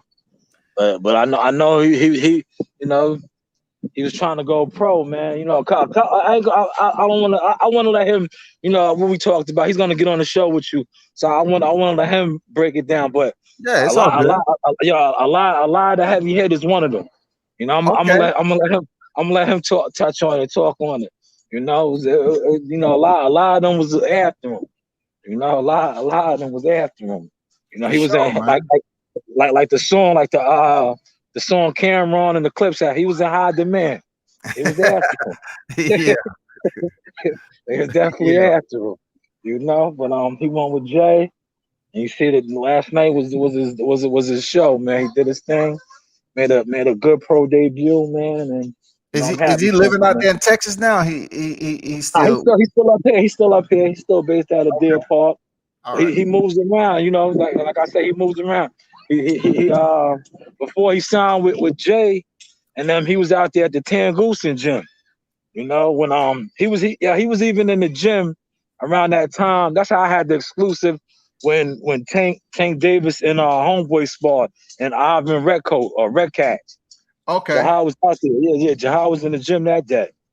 Or whatever. We wanted him to try to get some work with some of those guys, but it didn't work out. He been in there. He been in there with. I'm gonna give you a little quick rundown.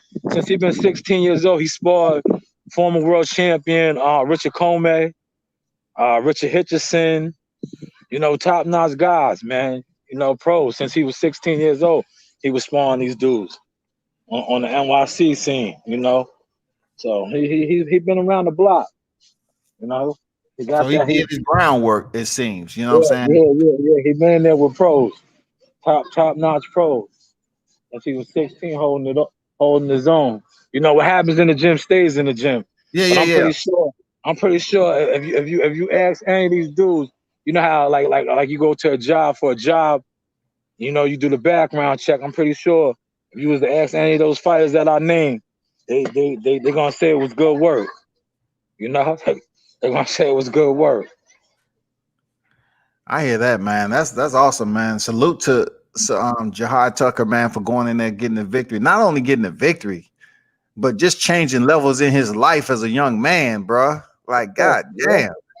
Yeah, Graduate that's why from I high always say school it. and going on TV. Yeah, straight to the league, man. He did LeBron James, man.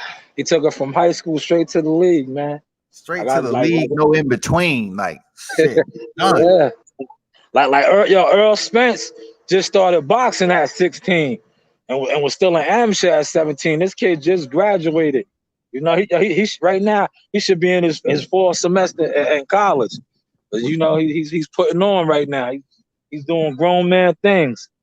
You know, so you got to just take your hat off to him, man. Yeah, absolutely, man. I look forward to speaking with the young brother, man. Oh And yeah, we definitely gonna set that up this week for you, man. You know, you my guy, man. We're gonna make that happen for you. We're gonna link that up, and you know, because like I make told you, sure, one of my make sure favorites. you join the panel on that day too, man. Yeah, I will, definitely will. You know, you one of my favorites, man. When I say that in the chat and all that, I really mean that, man. Like you one of the top guys in this game. Like I don't base it off of numbers. You know, like a lot of these people, they chase numbers, subscribers, and views and likes and all that. I chase it off of work. Like I was in the trenches with you. You know, I seen you work. I seen you put in the groundwork, get the interviews. I seen you even throw me interviews. Shout out to Nathan Gilmore when you got me Nathan Gilmore and all that. Yeah. Put me on with the Nate Gilmore interview. So, you know, your work speaks for itself. Like I'm old school. I don't go by because you got 100,000 views or you got 100,000 subs. That don't mean nothing. You know, like that holds no merit. Like I read your interviews. I watch all your videos. You do real quality, good work, man. I just want to salute you on that. Yeah, I appreciate the kind words, real talk. I know it's coming from a genuine, solid dude like yourself. You know what I'm saying? Yeah. I appreciate the hospitality y'all showed me over there in NYC. You know, unfortunately, I didn't think it'll take this long for us to get back and have the second episode of the roundtable, man. I'm like, God damn, man, that shit gonna be forever.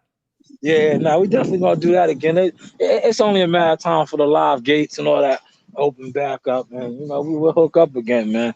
Like I said, you one of the guys that be out here. You be at all the events. You know, you make it happen, man. You definitely make it happen. And like I said, man, we're gonna hook that up this week. I'm not gonna hold too much of your time, man. I appreciate you giving me a platform to let me just talk about Jahi. But I'm gonna bring him on and have him talk to himself, man. No doubt, man. You know, no doubt. You could do your thing, man. Like I said once again, man. Everybody stay in tune with World Combat Sports, man. One of the best doing this, man. You know what I'm saying? Numbers lie all the time. Numbers lie all the time. We don't base it off of numbers. We base it off of work. And I put World Combat's catalog up against anybody's catalog. We talking catalog. We talking work. We're not talking views, likes, and subscribers. We talking work. I appreciate that, my brother. Real talk. Salute to you always, man. And you know, Jackal Fitness, AWD, man. Y'all check them cats out. When I tell you they out here putting in work behind the scenes, when he say it's all about the work, it's all about the work, man. They be out here grinding, man, putting in that quality time, dog. They know more fighters out there than I do, goddammit. You know, shit. I mean, I'm talking about people. You got that. Nah, you know the fighters too, man. People fuck with Jackal Fitness off the. They'll just call their name out. They ain't calling my name out like that. They'll say, "Hey, Jackal Fitness, what's good?" I mean, damn, man. That's what's up, my brother. You know what I'm saying? Y'all keep on grinding out there, man. Tell the fellas over there I said, "What's up, man?" And yeah, we're gonna link up, man. Definitely, man. Thank you for your time, man. I appreciate that. All right, man. No doubt, man. Always invitation, man. Salute to you. Salute.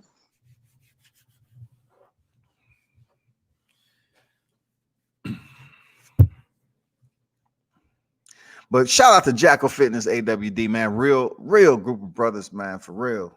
That's a real one right there. Real talk. When I tell you, there's some cats out here that you just don't know.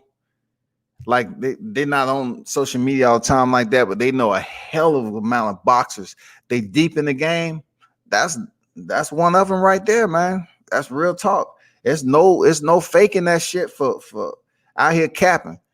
It's all about the work. That's my respect to this media game. It is about the work. And, you know, people can say what they want, man, but A lot of places I went to, man, it was on my own dime, and I went out there because I want to talk to these fighters. If I really would have started visiting fighters way back when I start looking at the sport, it would have been cool. But I was serving the country. I had obligations. You know what I'm saying? Unfortunately, I wasn't able to infiltrate back then. But I'll take what I can get right now. You know what I'm saying? I'll take what I can get right now. For all the people who support and tune in, you know what it is, man. The numbers will be there. But I always tell people, I'd rather have some people in here that's talking about the topic and discussing some quality, talking points, rather than people just up here just to be here. And I never really know who you are to begin with. You know what I'm saying? It's all good. But it will grow as it grows, man. It will come a time that people tune in. I'm never going to be just one channel talking boxing.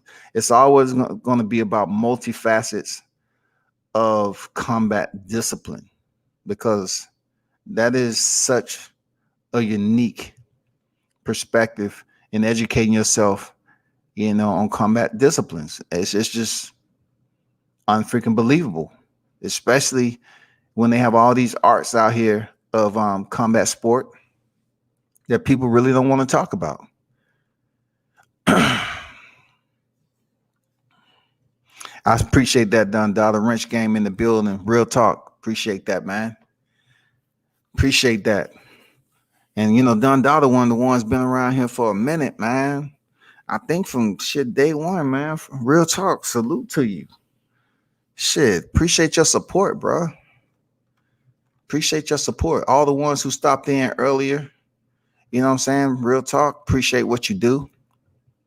Rob, you dropped out. Not sure. I wasn't able to really touch bases on a lot of stuff, but I wanna send out a request to Erickson Lubin.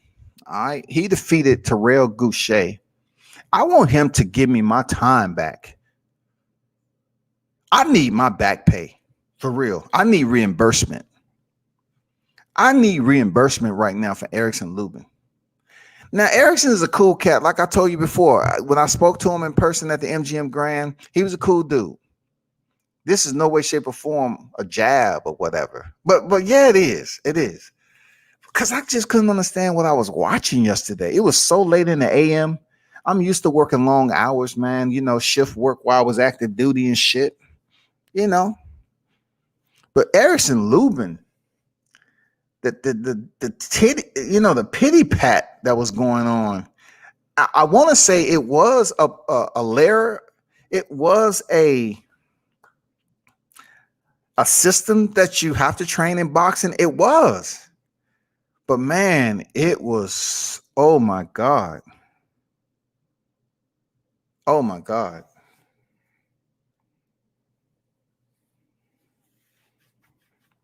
That's all I can say. It was a boring ass fight, man.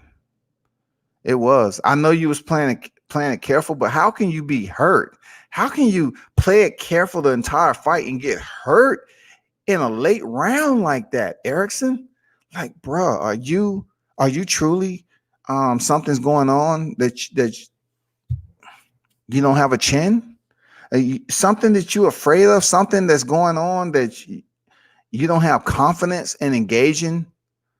I don't know, because you was able to defeat Nathaniel Gallimore, who's a pretty solid fighter now. You know what I'm saying? He landed some solid shots on Sebastian Fundora.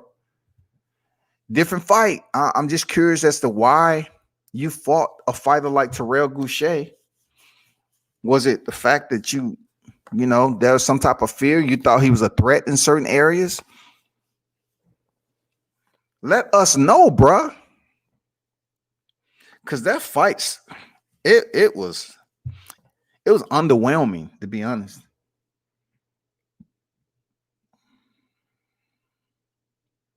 Anesthesiologist was on deck.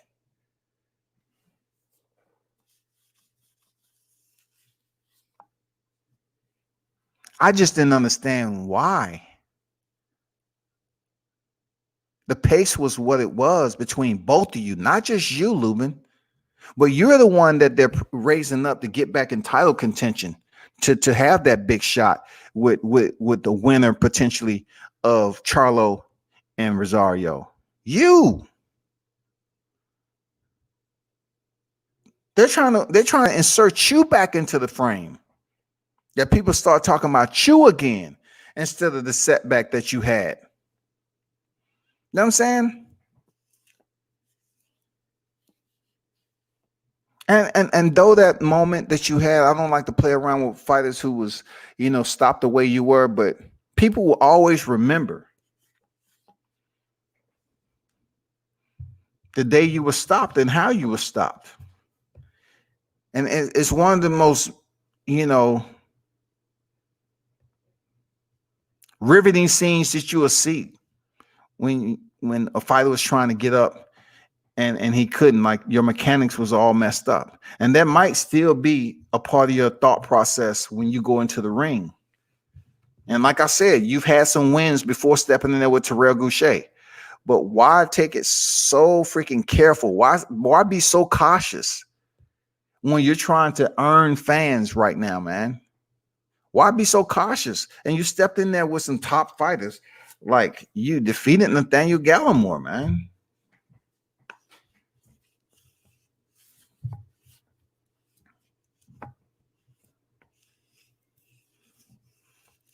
I want my reimbursement.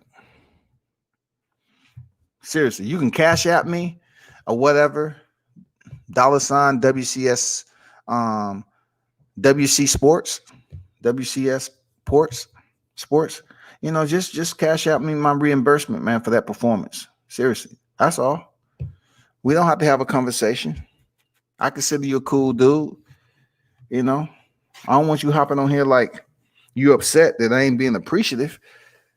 But that fight right there, if I wasn't sleepy when the fight started,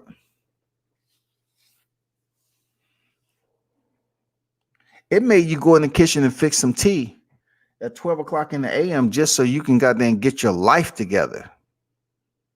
Just so you can get your life back together. Like, what the fuck? This media shit's supposed to be fun.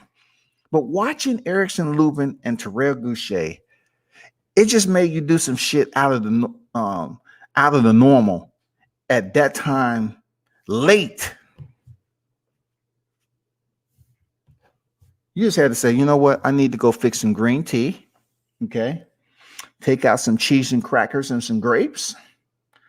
I just need to have me time and just really dial it back in so I can prepare myself to wake up today so I can be a better person. I can get back to the normal energy that I want to feel. If I would have went to bed without just preparing myself, drinking some tea and shit, what I'm saying? Just dialing it all back in, regaining my competence and my coherency in life after watching that fight, it would have been some nightmares. Lubin would have been a nightmare in my dream. Say, oh, no, boxing is not over. That was just one fight, y'all. Boxing isn't dead.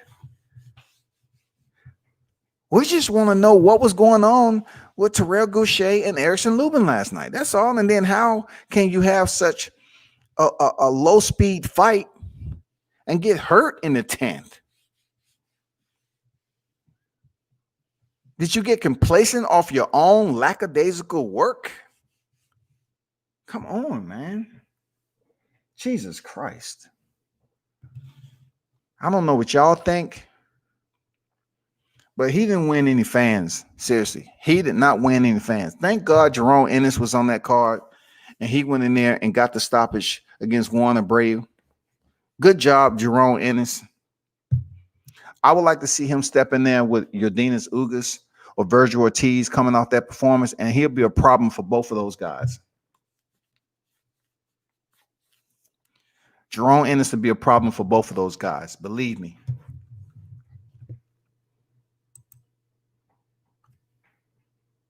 Believe me when I say it.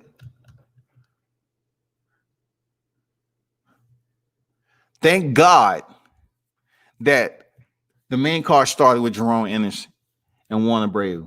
Thank holy Jesus. Salute to Jerome Ennis for improving his record of 26 victories, y'all. 0 defeats with 24 knockouts. Holy Jesus. Holy Jesus. And the man is 23 years old. Jesus Christ. 23 years old. 23 years old. Started boxing in 2016. He's been freaking busy. Busy. Jerome Ennis fought like 8 times in 2016.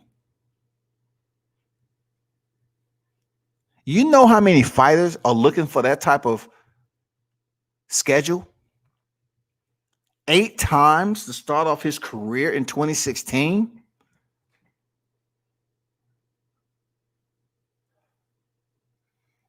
Nine times in 2017.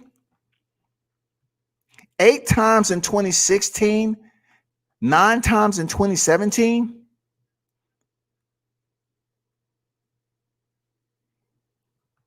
Then in 2018, he fought 5 times in 18, twice in 19, of course, rounded up twice in 2020.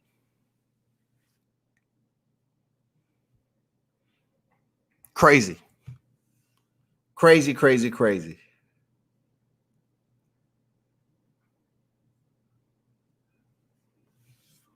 His last 10 fights, man, all been stoppages.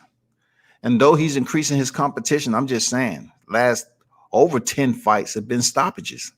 But thank God for him being on that Erickson Lubin card, people, because you know what? I'm sending out my requests, my PayPal requests to Erickson Lubin PayPal, and I want my reimbursement, my brother. It's not personal, but I want my reimbursement for last night because I could not go to sleep with that on my mind. I could not.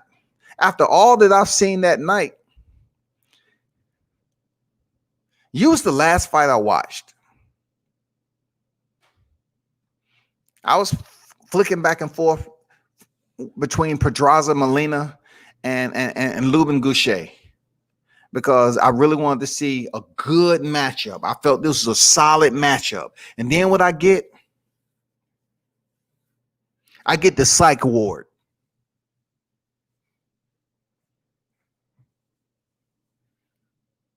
I get the land of Nod.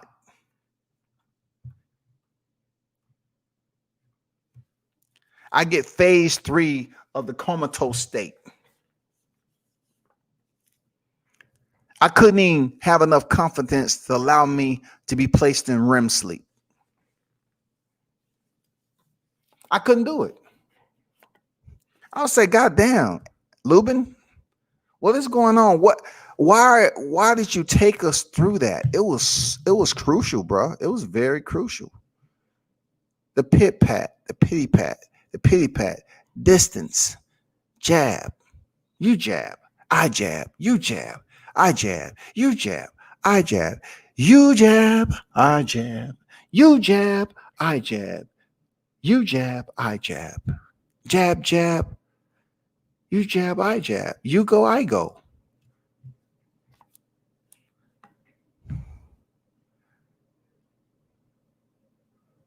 Did anybody else feel like that? Did you feel like you was robbed of a portion of your life where you definitely need a stimulus check to reimburse you for that time? Do you believe we should start a petition, to the WBC to say, hey, check this out, Mauricio. Me and thousands of other people have signed a petition to get reimbursed. Just get reimbursed since he put on that WBC belt now for an eliminator. We need somebody to blame. We need to go to Al Heyman. We need to go somewhere. We need to go somewhere. I know Al Heyman, even though he has the money, he's not going to reimburse us that stimulus, that stimulus stipend. So we need to go for, what they was fighting for. They was fighting for the WBC. So we got two avenues. We either go the WBC route, summons a petition Al Heyman, or we got to go to Mauricio Suleiman. Either or, we're not asking for much. We just need reimbursement for 12 rounds of life. We cannot regain that. We cannot get that back. We cannot get it back. There's no return. There's no return on that.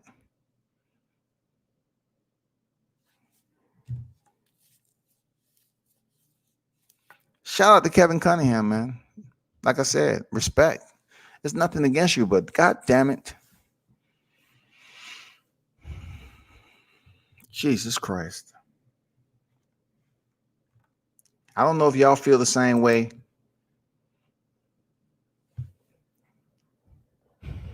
But what y'all should do is basically request reimbursement, because that was Showtime.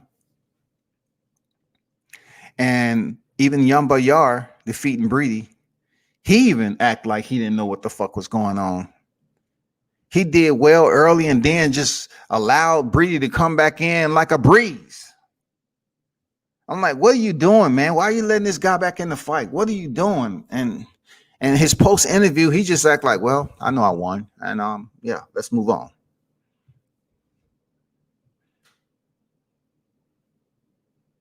How are you supposed to gain any more fans with those performances? How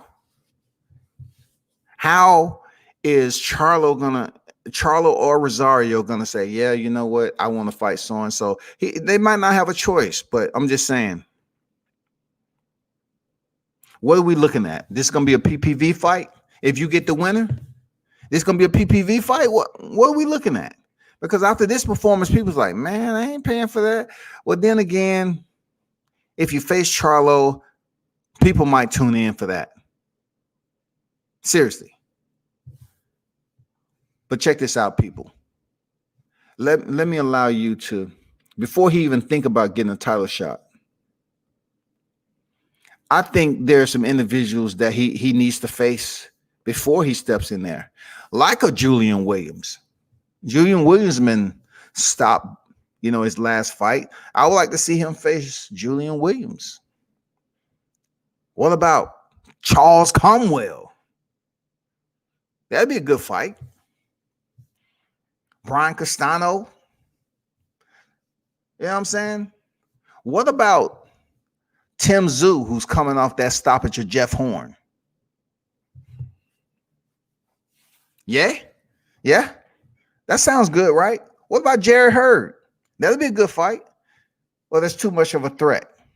I mean, those are some solid names. I'm talking Kell Brook. I know he's trying to link up with Crawford at 47, but he is assigned at 54. What about Mondramov? And let's not forget Tony Harrison now. He ain't went nowhere. Tony Harrison, man. Tony Harrison in there with Lubin. Oh my God.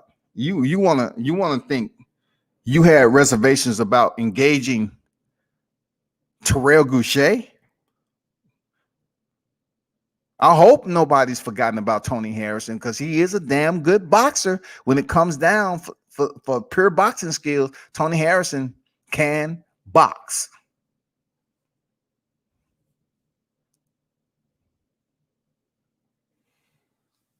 You even got Liam Smith out there, man.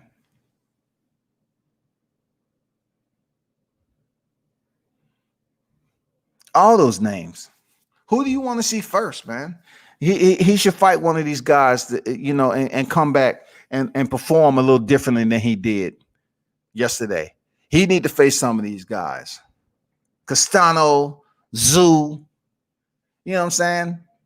Hurd, J-Rock, Cromwell, Mondramov, Harrison, Smith, Come on, man. I'm not gonna mention Brook because he's supposed to be tied in to potentially fighting down to 47 if that happens. If there's any validity to that.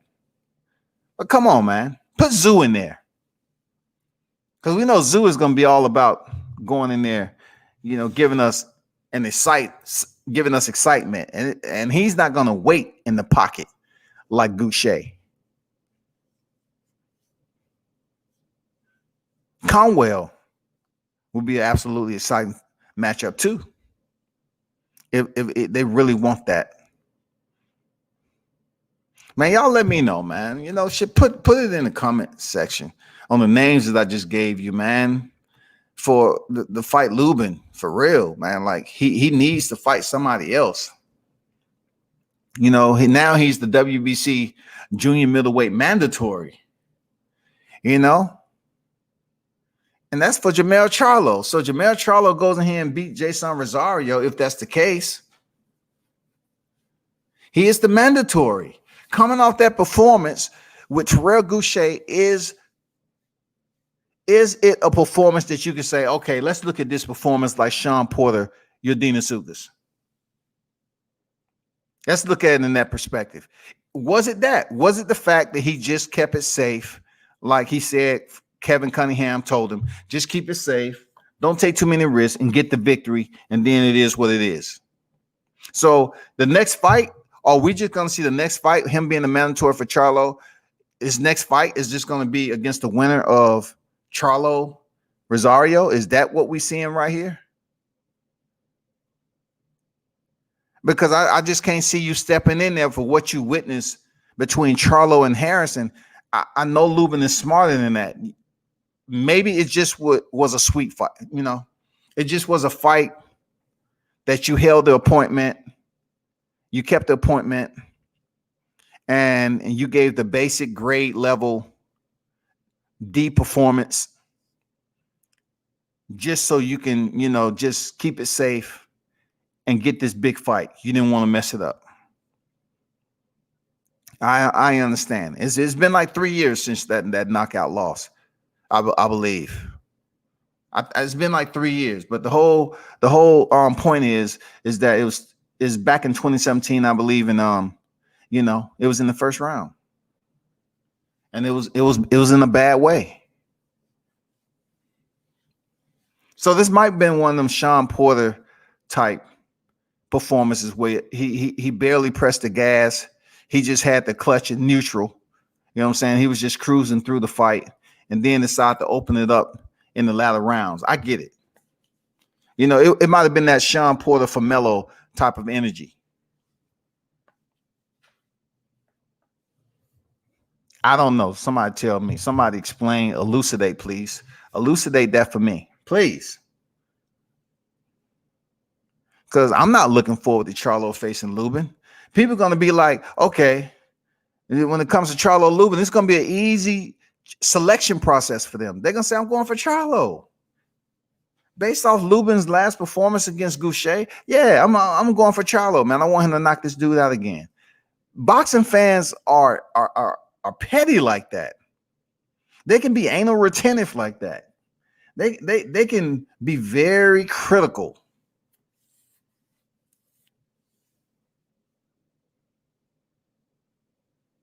Just off your performance. Like I said, good guy.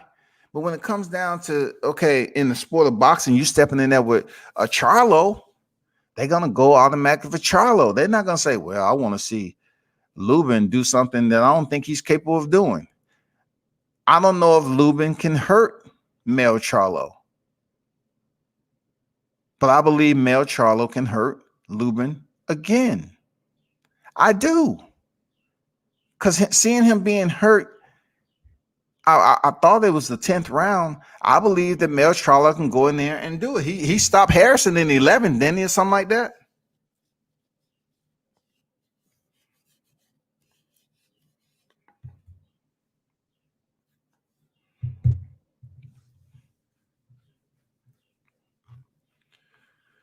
If you're listening, there, Lubin, my cash out request has been sent. And, if you want to add a little bit to it for my pain and suffering, feel free to do so. Okay?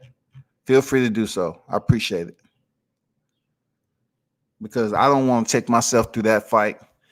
I mean, I support the sport of boxing, real talk, but I like Lubin. But that shit right there, I don't know if it would have been earlier in the day. I think a lot of people just would have been on live talking about other shit. But since it was a fight that, you know, Jerome Ennis was on, a fight card Jerome Ennis was on, I think more people tuned into it and then just they hung around just to see how Lubin would look, you know, facing somebody like Terrell Gausha, who a lot of people don't know too much about in a sense, but they know it's getting closer in the junior middleweight division for Lubin to reappear. So that's why they were showing him attention. They were saying, okay, we got the unification coming up and Lubin's coming back in the picture for a title eliminator. And let's see how it pans out. And boy, it's just like being at a barbecue, right? 4th of July, and you see motherfuckers taking the meat out the cooler with ice. And it's not even thawed out. They brought the shit straight from the store and cracked the shit open and threw it on the grill. No season, no nothing. They just threw frozen meat on the motherfucking grill and threw barbecue sauce on it. Man, this shit gonna taste good. No, it ain't. You trying to fool me. But I'm gonna leave Lubin alone, man. He's a cool cat once again. Like I actually, you know, the way Lubin stiff arm Kevin Kelly. Oh my God, that shit was a classic, dog. And I got the video, man. God damn, I haven't been able to find it. He didn't even know who Kevin Kelly was, man. And he stiffed arm, old boy. Kevin tried to go in and dap him up, say, "Hey, what's going on?" You know, and Lubin was like straight arm that mother. Like he straight arm and say, "Hey, what's up?" He's, "I'm Kevin Kelly." You know, he didn't even know, man. I was like, God damn, that's fucked up. Kelly up there with a suit on, you know, being professional and shit. He stepped in and showed Lubin some love, and Lubin like, "Nigga, who you? Who you, nigga? I don't know you, nigga." Who this nigga here? You know, I mean, it was hilarious, bro. I ain't gonna lie, man. Lubin stiffed arm Kelly, man. I was like, God damn. You don't know who Kevin Kelly is? Oh, shit. But anyway, man, I'm going to leave Lubin alone, man. Don't you ever return with a performance like that ever again now, Lubin. Stop that shit, bro. Stop it. You bamboozled us. You cannot do that shit again, man. You cannot say, okay, you went in here and looked the way you did against Gausha, but yet you're going to go in there and give Charlo the business or Rosario. I don't know, bro. I don't know. I do not know. I can't call it, and I'm not trying to.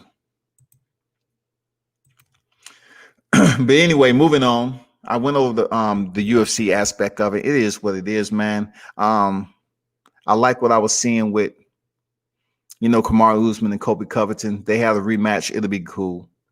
It is what it is.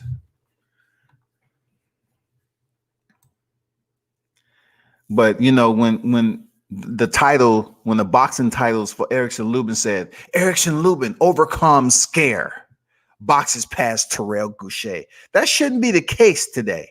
It shouldn't be him overcoming a scare when most of the fight was minimal activity. Most of the fight was minimal activity. So how, when you try to engage, you shouldn't have allowed him to just cruise. Both of y'all just playing patty cake. You know what I'm saying? Y'all just playing hopscotch with one another. What the fuck were we looking at, dude? Like, what was going on with this shit, man?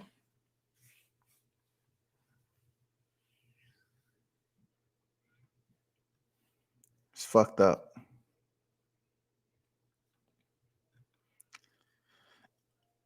And my last topic is going to be,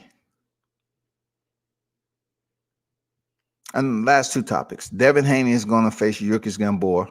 Okay, just so y'all can know. So there's no need to talk about Russell and Haney no more.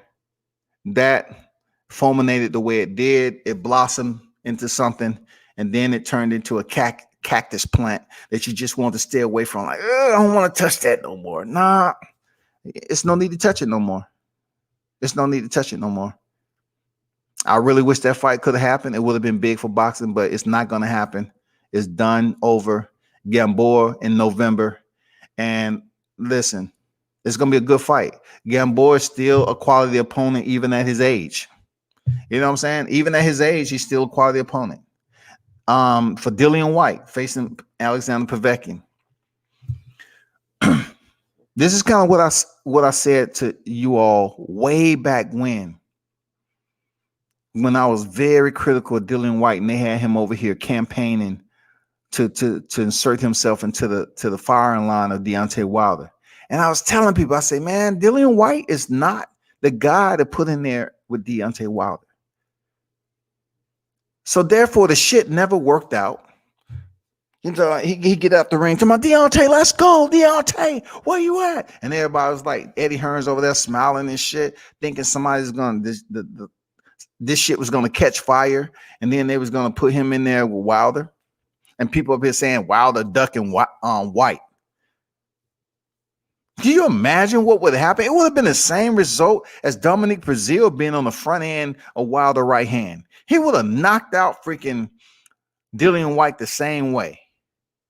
But what I don't like is the fact that Dillian Whyte is returning in such a short window. At least Anthony Joshua was like a little bit over 6 months, I think. If that.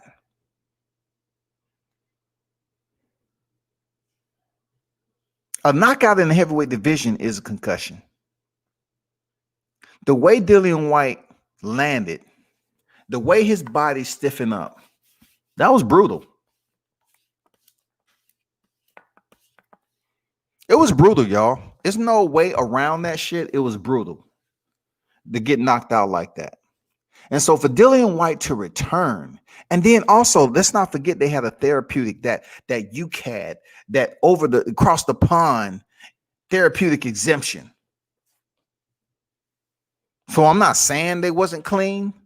I'm just saying they was blessed by the no test. They had the therapeutic exemption. Went in there and Dillian Whyte knocked out in the 5th round in the worst way. The worst way. I mean, the worst way. And Povetkin is 40. The worst way, shawty.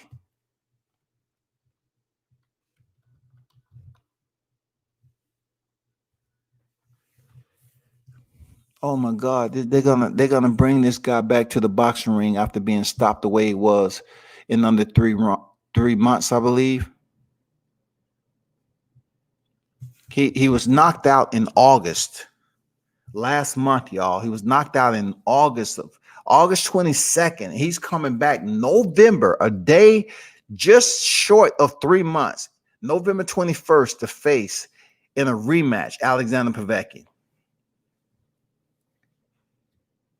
Do you think he's ready? Because usually on the regional level, you suspended for a knockout like that. You are absolutely suspended. But Dillian Whyte is returning to face Povetkin, who is 41 years old.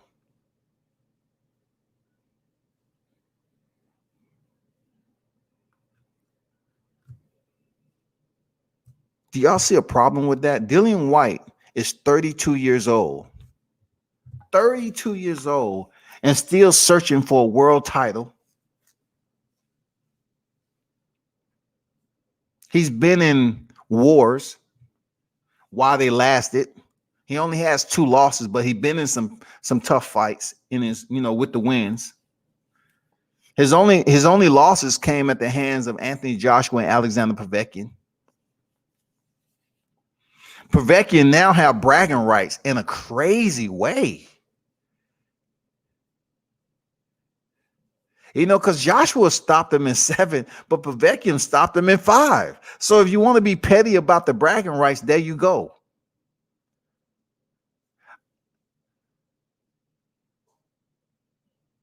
But both of these fighters have lost to Anthony Joshua. You know what I'm saying?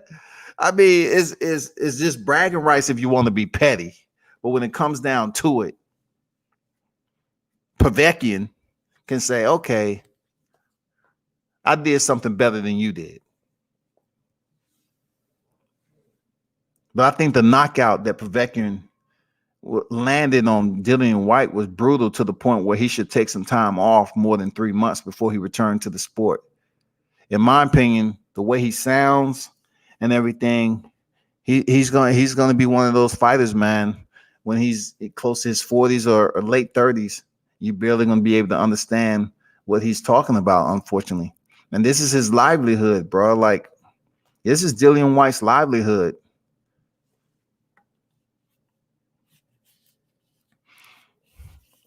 No way I'm making light of, you know, the health part of it. I'm just saying I don't think it's enough time for him to return after being stopped like that with Alexander Povetkin. So I'm gonna leave it at that.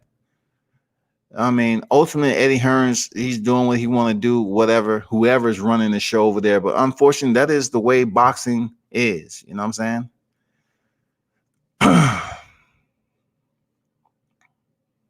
That's just the way it is. And if you haven't heard, Adrian Broner is going to return back in January.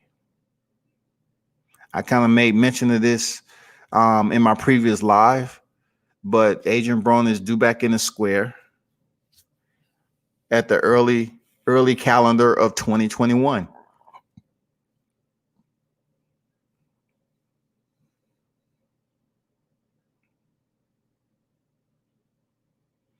Now the question remains, who's going to be in the ring with Adrian Broner? Because it would have been 2 years since we've seen him in the ring. 2 years, y'all.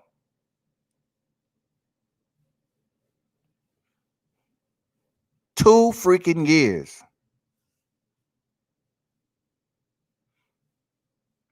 And what was his last fight? What did he say? Y'all know I beat that boy. Y'all know I beat that boy. I did it for the hood. Y'all know I beat that boy. Man, salute for AB for never changing the script, though. But when it comes down for him stepping in there with a quality opponent, we need him to step in there with somebody that's worthy for him to be challenged. You know what I'm saying? We know he's been in there with some real ones, but we need the opponent that allows Adrian Broner to be motivated enough to get off and change it up. He needs to be motivated. We need somebody that's going to bring that bravado too, equally. We don't need somebody that's just going to be nice. We don't need somebody that really is not going to be able to speak, you know, and give it back to him as Adrian Broner gives it, you know, because he can trash talk. So we need somebody to be able to return it, give it back. So we need an exciting opponent to step in there in 2021. If we're looking forward to him getting back in there in January, we need somebody that's just going to give us that excitement. That's all I'm saying.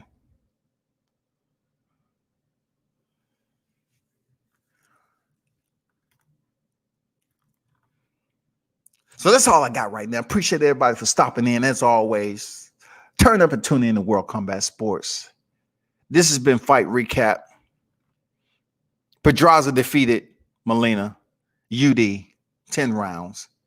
Ajagba went the distance with Ajagba went the distance and defeated Jonnie Rice in the 10 rounds. And then UFC side of the house, fight night, Colby Covington proved once again he's still in the hunt by defeating Tyron Woodley via round 5 KO. Supposedly Woodley hurt his ribs. Okay, got it. And we still keep an eye out in some names such as Nico Price, Hamzat Chimaev. Keep an eye out for those guys. And moving on to the Showtime boxing, shout out to Jerome Ennis, 26-0, 24 knockouts. He knocked out Juan Abreu, KO in the 6th round. Salute to him. And, you know, We all know what happened in the main event. Until next time, people, y'all hold it down. Salute.